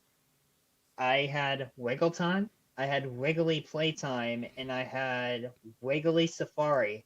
But yet I also had Magical Adventures, a Wiggly movie, Okay. and an alternate. It was the only Wiggles movie that came out in '97, which Okay. was huge at the time. But uh, as long as non-spoiler goes, I would actually say that this movie is very, very good, and I gave that movie a 5 stars because I was a huge Wiggles fan. Yeah. And leading up to current generations, such as like the Emma era, which is like 2013 through 2021, and then the fruit salad TV Wiggles, which is like 21 all the way up to present day, which is this year, obviously. Yeah. But throughout the documentary, there's like some stuff that we already know that came out, and the documentary was just one of those documentaries that I would definitely watch again. Yeah. And there are some lot of hard hitters, which we will talk in the spoiler territory. But Just let me know when you want to jump into that, and I'll. yeah, okay. So so Hot Potato, the story of the Wiggles, is like my most anticipated documentary, because I was into the Wiggles. Yeah. They got me um, singing and got me into what I'm currently at today. Yeah. And fun fact, I do want to mention the Wiggles just a little bit because they are releasing a new album coming this Friday called Sound System, which is a remix of classic songs that they have done over the last almost 35 years Okay. in 2026. But I can name a few songs like Hot Potato, Can You Point Your Fingers and Do the Twist, their new song Bouncing Balls, Yeah. which is just people like bouncing a bunch of balls. Yeah. But it's not like it's like kind of like toy balls, not Yeah. Yeah. the Yeah. other one. No, I No, gotcha. but I gotcha. Yeah, I gotcha. but that's coming out on Friday. Yeah. If you guys want to listen to it, go right ahead. But there was a lot of good moments in that documentary, and I am just going to say that this was one of my favorite documentaries of the year. Well, 2023 when it came out in October Yeah. of that year. But when I started thinking about like should I collect the Wiggles after so many years, and I waited until the documentary came out, and I was like, okay, the Wiggles are coming to my collection after I watched the documentary because they represent of who they are, and they showed a diverse reflection and interpretation on kid audiences, and it's just like a positive feedback to your childhood, like some of your childhood bands back in the day. Yeah. This one was just right up the alley for me, and I'm just gonna leave it at that right before we get into spoilers. Yeah. Well, I'll say before we get into more of that too, I would say this is that, like I said, I knew of the Wiggles. Like, I don't know how you could not have at least heard of them before. They were just have been so big for so long where if you don't know much about, like, and I'll admit, I don't know much. I did not know much about them, but I'd heard of them, and I recognized them and the colors of the shirts. Like when I saw that on the picture, I'm like, okay, I've seen that before, and I think you would at least have that. So, but I would say, with me not knowing a lot about them, and my kids just were not into them, not for any reason. It's just there was other things they kind of gravitated towards, but I found the documentary interesting to watch, even without that connection. Without having my personal connection to it or my kids having a connection to it. I like a good documentary, and I was interested in it, and it pulled me in. And like I said, I watched the whole thing, and I was interested in it. And it's interesting to look behind the scenes and find out all the things that were going on with them, and the struggles, the ins and outs, the changing of the lineup.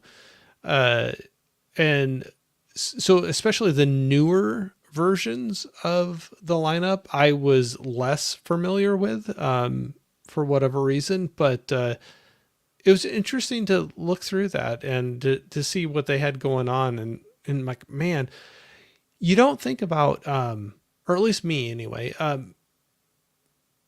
I knew they were a kid show that was on TV and they had videos out, but man, not knowing some of the sacrifices that they made they were touring, like you think of a rock band touring nonstop. That was them. I like the mean, Beatles.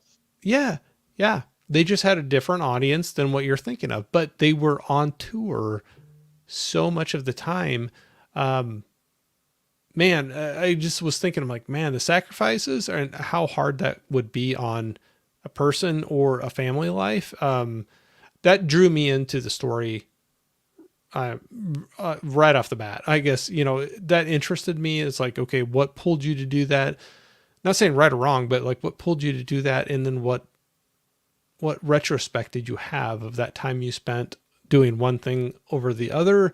And, was it worth it? That's not a judgment on it. It's just, it's interesting to look at people that live through that and what their thoughts are looking back on it.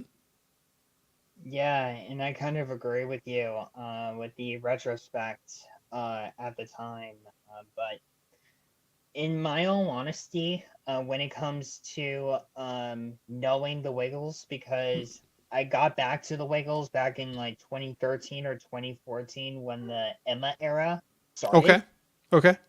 and there were a lot of good videos coming out, including a first ever Halloween video, which was Wiggly Halloween, and then I think as of total of videos, there are about to be 70 this year, 70 videos in total. Some are on streaming services. Some are on physical media. Well, a lot of them are on physical media, except for two, Yeah. and I believe they're on Amazon Prime. Okay. Sound of Halloween and Sound of Christmas. Both of those two. But uh, yeah, I love the Wiggles. I will continue to support them. Whether it be a new era or not. I will love them until time pass.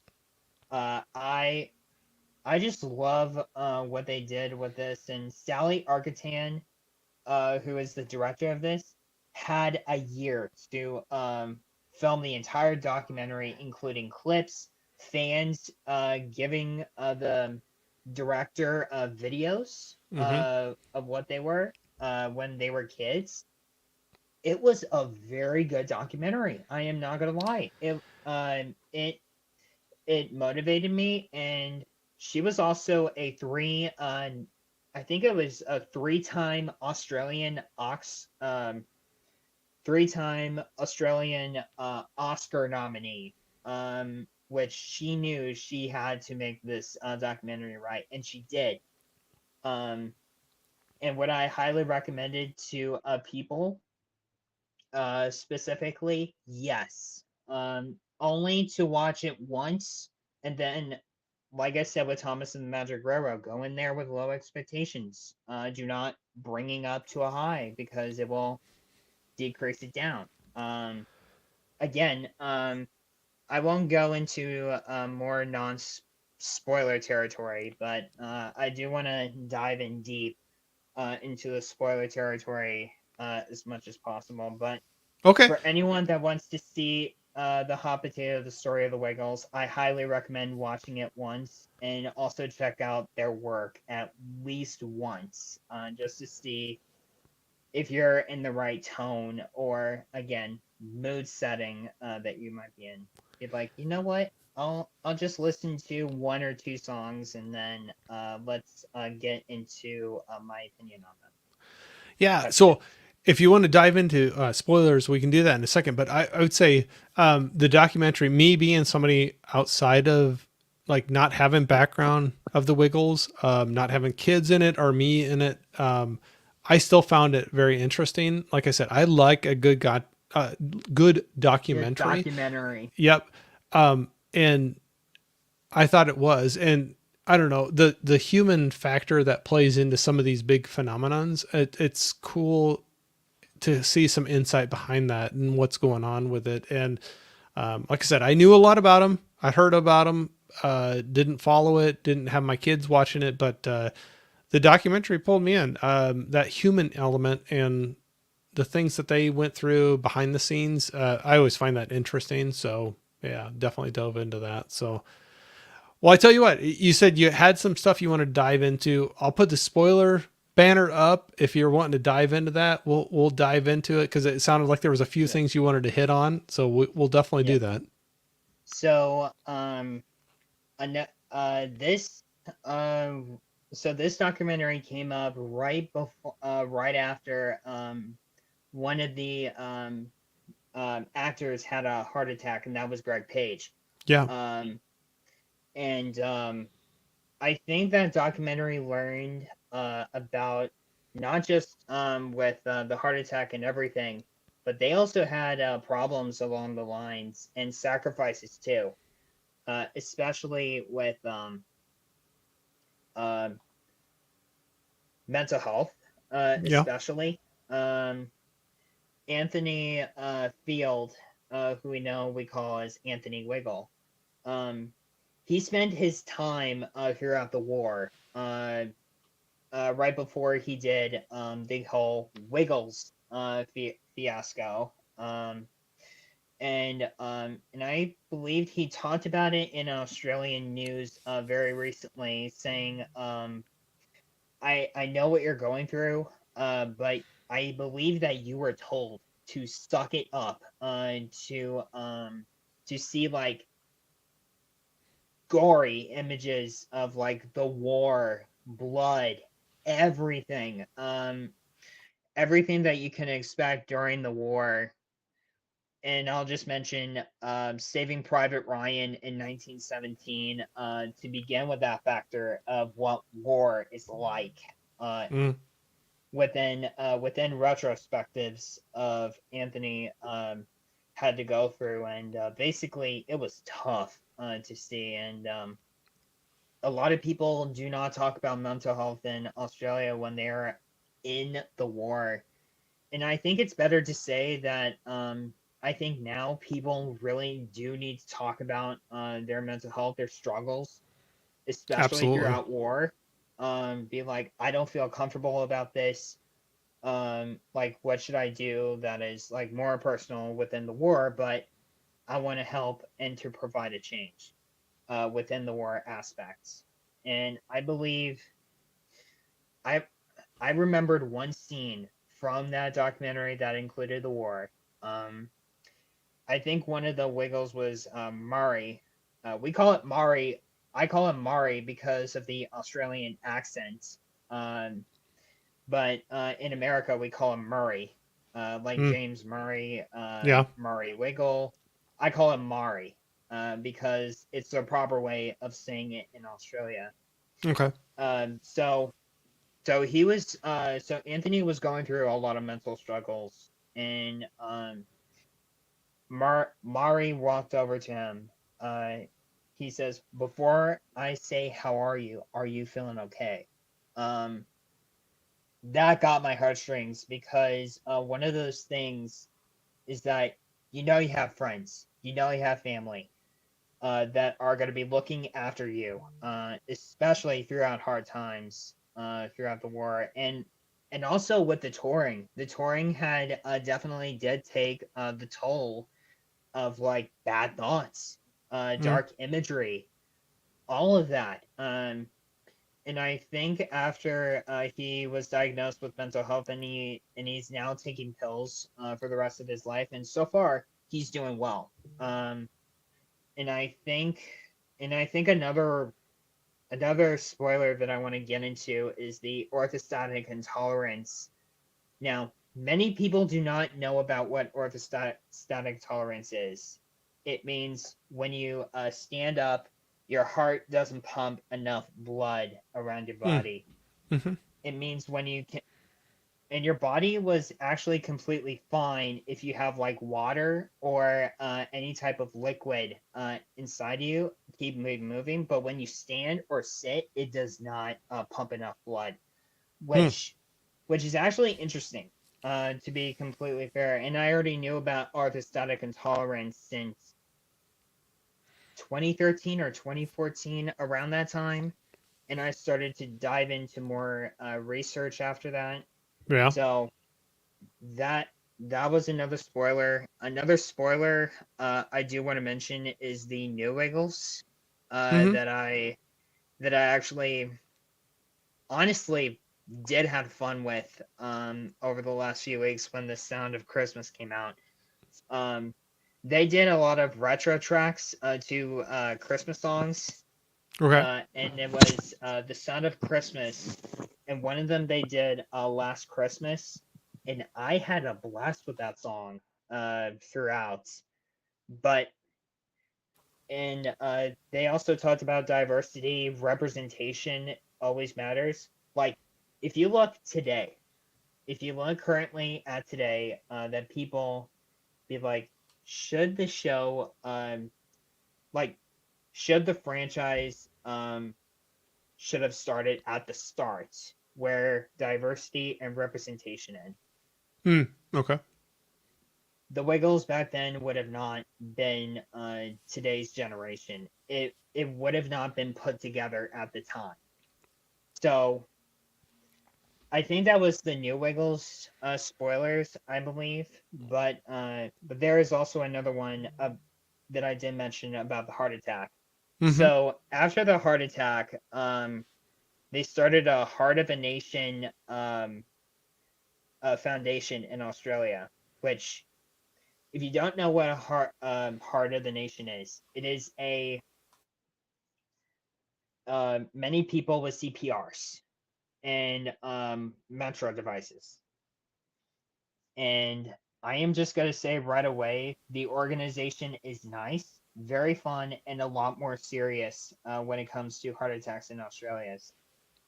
But when one of the Greg had a heart attack and he saw himself on TV, um, it's like, oh look, I'm on TV, but the heart attack was so serious, and that really got me started from learning CPR with Mm, me too. hmm. So I think I'm going to be taking a college class on CPR sometime soon because of that documentary and the 2020 heart attack situation as well, just to make sure that we could save a life and we can decrease the heart attacks across the world, just at least. Yeah. But that's all I want to say about spoilers for now. Well, I'll say, Hit that down. yeah, okay, I'll take that down now. So, but I'll say that kind of knowledge to have some of the courses you're talking about there, it's never a bad idea to have some of that knowledge and some of that background. You never know, something will happen with somebody around you, whether it's somebody you love or a stranger.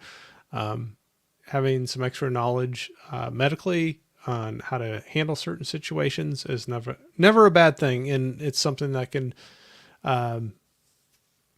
you'll never be worse off having some of that extra knowledge in there. So no, that's great that you're doing that. So that's the same thing with my son when he was taking some college courses before he graduated from high school.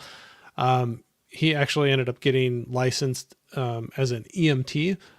And I said, even if you don't go into that as a career, an EMT or a paramedic, that's knowledge that you'll never regret having. That's something that nothing bad will happen having that extra knowledge. Only good can come out of having that extra knowledge. So, hopefully you never have to use it, but if you do, you have that knowledge in there. So, oh, cool. Yeah. So it's exciting to hear. So that's the interest that you have that you said you're going to be taking some extra classes going into some of those things or Uh, as of right now, it depends on what my schedule is yeah, for right yeah, now. College courses have been a very bumble effect on me because of baseball season okay, as of so far. But all in all, I'm willing to take college courses class by the end of 2026 or somewhere around those lines. yeah. So that's pretty exciting, isn't it? I mean, It that's a is. yeah. So when you say that there's something in the mix with baseball season, are you playing or are you a fan or what? Yeah, one of my brothers is a baseball player, and Okay.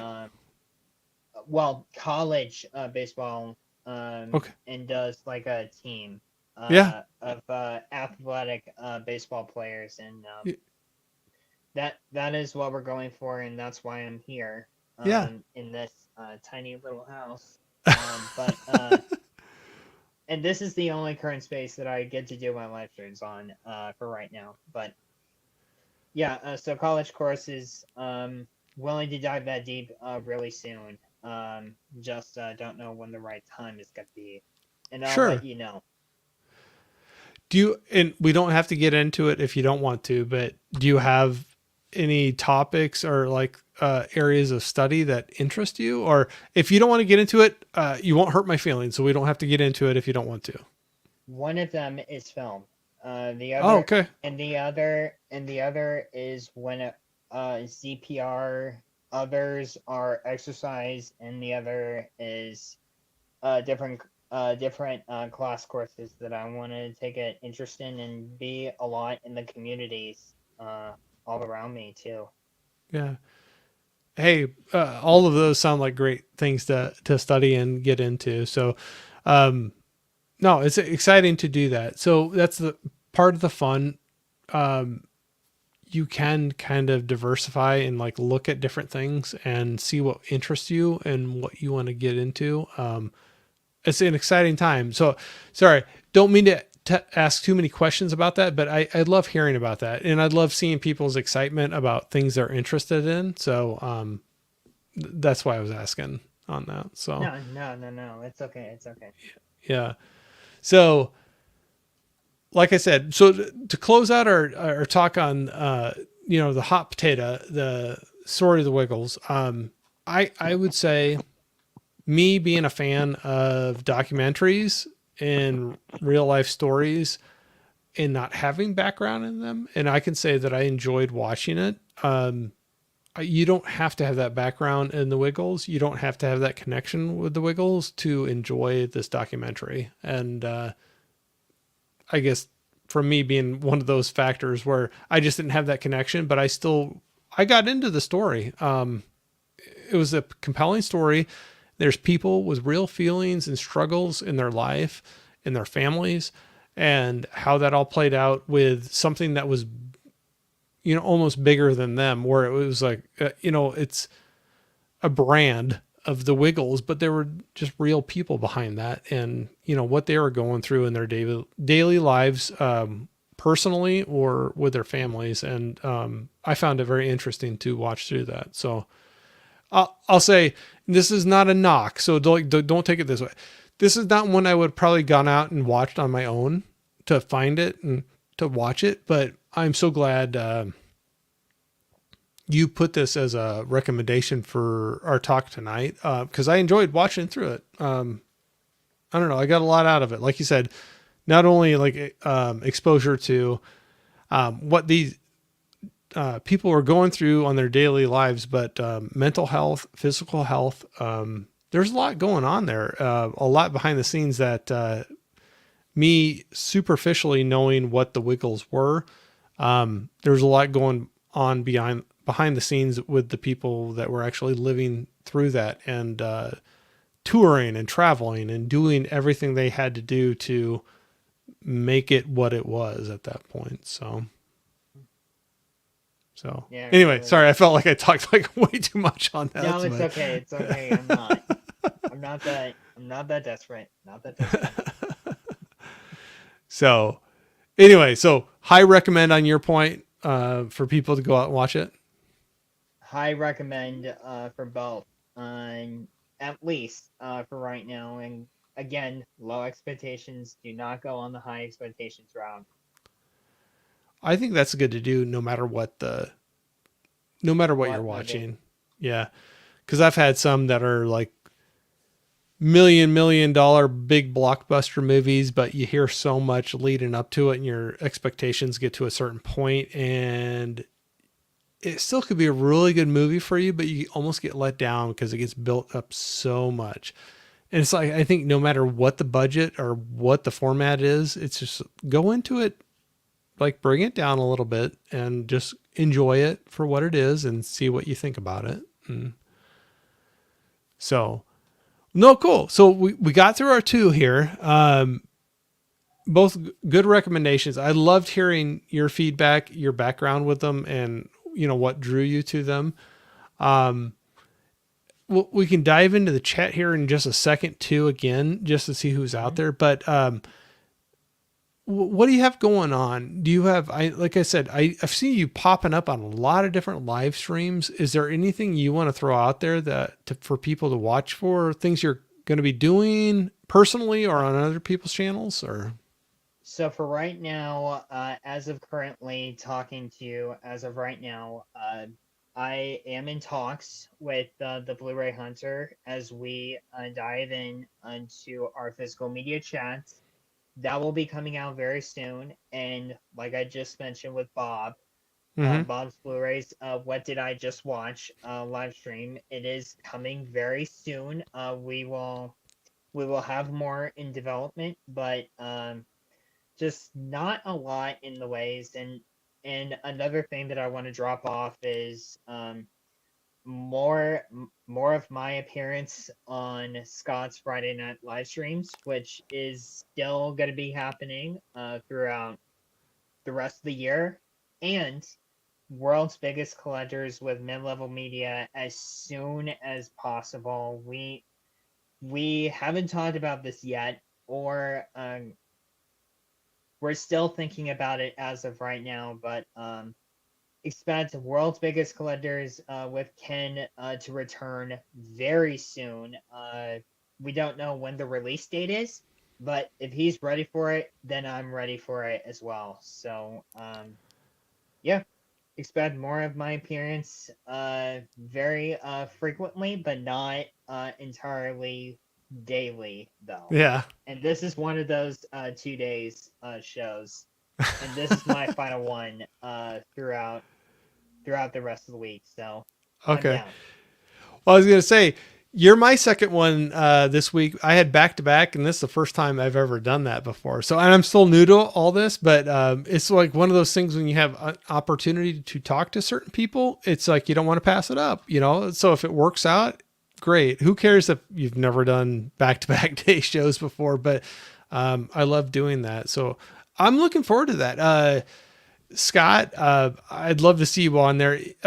He's a great guy, and well, so is Ken and everybody else, but I don't mean it that way. But Scott is somebody that I'm newer to getting to know him and the live stream that they're doing. So that'll be cool. I'll look forward to seeing you on those, because I usually will try to jump in, and there's a lot of times I'm working and I can only join in the chat so much, but I have an earbud in and just be listening along, and it's always fun to, tag along while the stream's going. So we got that. I'm going to look here really quickly and see who is all out here. But we had Cody from Film Addiction saying hi to both of us. Do this real quickly here. And Laren saying hi. We have Miss Film Addiction. Hey, Corey. That's Cody's wife there. So saying hi to us. Like I said, I'm just going to flip through here because I know I was behind we have Bonnie in here. Mama Blu-ray. Bonnie. Hello. I hope you're still in here. I know this is probably from a while ago, but love seeing you in here, Bonnie. Thank you so much for being a supporter. People saying hi to her. Everybody loves Bonnie. Come on. Yep. How could you not? Loves Bonnie. How can you not?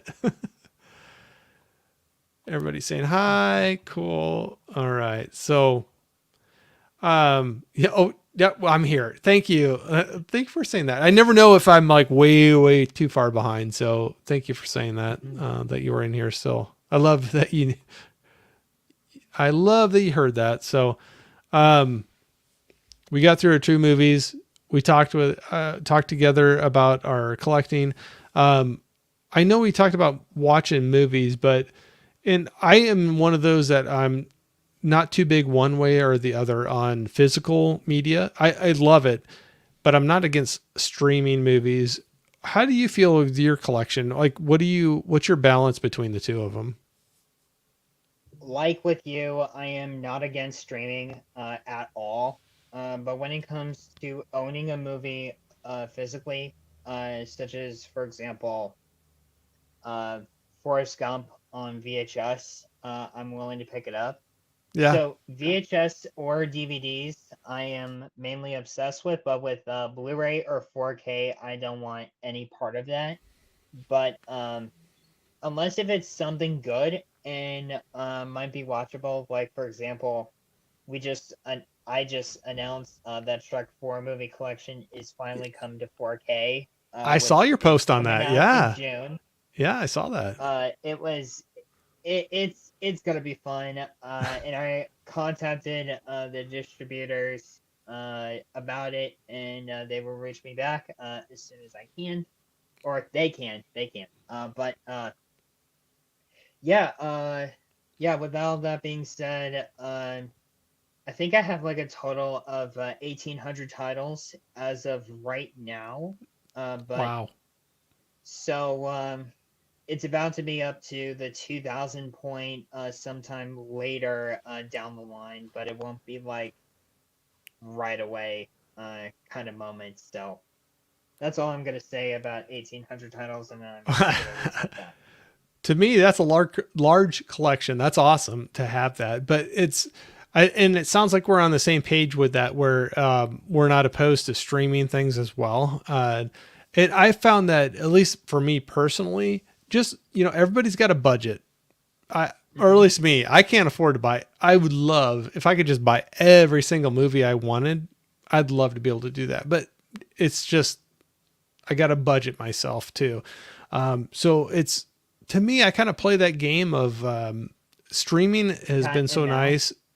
Yeah, yeah, exactly. Where it's like you stream something to be like, okay, is that something I want to go after or not? And it's nice to be able to watch something. And there's been a lot of things where I streamed it and I'm like, yeah, I want to be able to watch that again whenever I want to. So I'm going to buy it and have it in the collection. And there's other ones that I'm like, that was fun. I had fun watching it, but maybe I don't need it sitting on the shelf, And I think we all go through those little struggles about which ones to buy and which not to buy. Yeah, that's the reason why that I made the announcement that rated R movies are coming into my collection, and Paramount was the one that's going to be streaming a lot before making the decision of adding it to the collection right beforehand. But DreamWorks is easy because it gets a lot of attention sometimes, but not all of them can be added in the collection at some point. You got to have your balance too. Oh, absolutely. So you said you're just starting to get some rated R into your collection. Do you Yeah. care? Do you care to talk about like which ones that made you do that switch? Which ones got you to buy some to have in the collection? So first and foremost, Paranormal Activity was the only one that got accepted very early on Okay. because it was mainly because of Dead Meat channels of James and Chelsea's podcast. They have two channels now as of current, Okay. but and I believe because of Marvel, I got Blade, I got Dare, uh, Deadpool, and Logan on there. And then with the new recent Tales from the Crypt series coming out, I gotta own the movies, which that's part of that franchise. And I'm like, well, crap. I gotta have to buy two movies that everyone's been pulling out to me. And DreamWorks is 1917, The Last Voyage of the Demeter, or Oh, okay. Okay. another one, Thank You for Your Service, and The Girl on the Train. Those ones I'm getting very soon on, but Okay. not too down the line on it as of right now. Okay. So your collection, that you said you're just breaking into that a little bit more. What would be the big thing you, like, if you had to look at your collection? I know I'm putting you on the spot here, but I like you always look at, I always look. what's that? I always look in my collection every year to see what is not right with my collection. Okay. And the That's what I was going to ask. 2020 was the big reflection of, do I want to own more studios Mm-hmm. or expand my collection more on brands and franchises? But DreamWorks, Marvel, Lucasfilm, Aardman, Full Moon, and franchises that I care about, like the Flintstones, Monster High, the Jetsons, the Flintstone. Well, wait, I did mention the Flintstones. That's Dang it. okay. Yeah. The No, it's okay. Wiggles or Thomas and Friends, whatever works on my boat. And I think I pinned my Instagram page for the Instagram of what do I collect as of right now. So that's all I can say on my expansion. But I think 2020 was the right way to make a wake up call of getting more studios involved in what franchises that I care about more of, especially Steven Universe and Adventure Time being the most ones because of pride pride people. That's all I can say right there. But yeah, just a lot more expansions coming into the collection very soon, and I will be posting my haul in June, which will be a lot more fun. Well, I'll look forward to that. So, when you say you're posting your haul in June, are you going to do that on Instagram or where do you post Instagram. your videos? Instagram. So that's how I ran across you was in Instagram, and it feels like I know you said your TikTok and a few other things. I haven't got into everything, but I came across you on Instagram. Um, do you do much? I mean, right now we're on YouTube through my channel, but do you ever foresee yourself doing things on your own on YouTube, or is it just not something that interested you? Well, one of these things is video editing, which is way too much for me. Uh, Hey, for me I too. am not I am not gonna lie. If I am planning on doing a live stream, it will not be on my channel. It will be on somebody else because I feel more Okay, comfortable doing it with other people than doing it on my own for I right hear you. now. But I think Instagram is where I post the most because Okay, I think it's like I said before, it's my balance of how many should I post in a day or how many should I post regularly. right. And like you said before, the projects that I'm working on, that's gonna happen sometime down the line with the 80th anniversary of Thomas and Friends. And plus, as of right now, I just finished chapter 3 of a physical media Christmas, and it's Okay. dedicated to the YouTube physical media community, everyone, for right now. And I just finished chapter 3, and yes, it will have a villain, but a short villain that will have the little bit of time. But you do get a redemption character, and you do get and the villain does get killed in our story. But I'm just gonna say I'm keeping it PG for right now, but there are gonna be some times of like, should I put this in there because of kids, or should I put it in there because fans want to say this line or something from Mortal Kombat that never got put into a kids movie, and I'm like, that's not gonna happen. That's not gonna happen, at least. But right now, a physical media Christmas is all I'm working on until mid-November. I'm going to be posting that, uh, and I think that's all I'm going to have to say. And it will have a total of 6 chapters out of all. Well, sounds like you got a lot going on then. I mean, to A me lot. anyway. Very. Yeah. But are you excited to work on it? I mean, is it still fun for you to go through all that? Yeah, it's still fun. Yeah. I dedicated more to the physical media community for all the hard work, and this actually takes place maybe mid future live streams. But this is just a dedication story that I kind of come up with last year, and I am still having a ton of blast over it. That's At great. least. That's awesome. I love hearing. So I'm not. I'm gonna say, and this is not being like demeaning on myself, but I just don't feel like I'm like a super creative type to come up with a lot of things like that. So I love hearing people going out and doing that and having an excitement for it and diving into it. So I love hearing that you're doing that, and I'll look forward to seeing what you have coming out. So that'll be a lot of fun. It Um, will be. It will be. It will be on a live stream at some point. The rest of the story is. But however, a lot of work needs to get done with that story, and I think it will be out in mid-December, right before okay. Christmas Eve. Okay. Just not right now. No, that's all right. Things like that take time, and you got to work on them. And so I think everybody can completely understand with that. And no, we'll look forward to that. I'm excited to see what you got coming out for it. So that's awesome.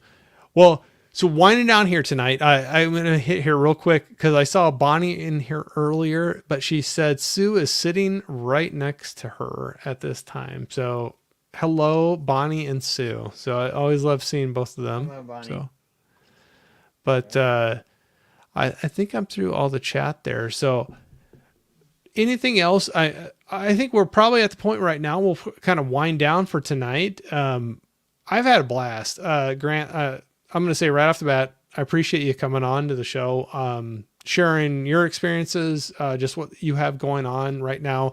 But then also, our two movies we were talking about tonight and, what that meant to you and what you got from them. I always love hearing people's experiences with movies, and everybody can have different takeaways from things that they watch, but there's always something mutual that kind of crosses over. So it's kind of fun to have that conversation and talk through that. And it sounds like you got some exciting things on the horizon here coming out and to look forward to. So I appreciate you doing this with me tonight.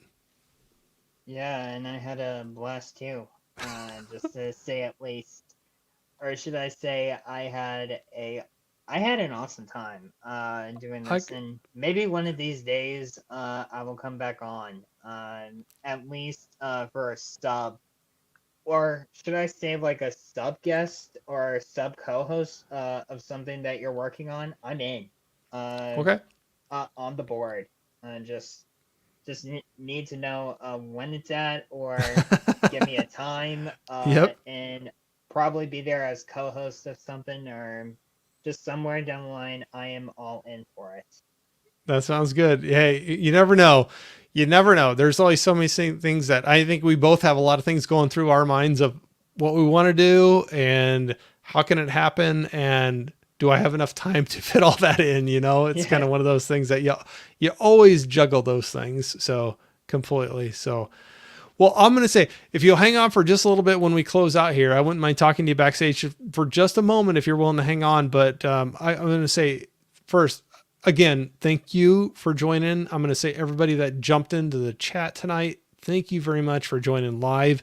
If you're coming in on a replay, that means just as much to both of us. And I appreciate everything that everybody brings to it, because that's the reason we do it, to have this connection, to meet people and have these conversations out in the community. So I'm going to say thank you everybody so much for doing that and joining in with us. And I thank you, hope we, Johnny. saying Johnny and Jeff here too. I hope we run into everybody really soon out in the community, and we'll talk to you all here very, very soon. So thank you very much, everybody. Later.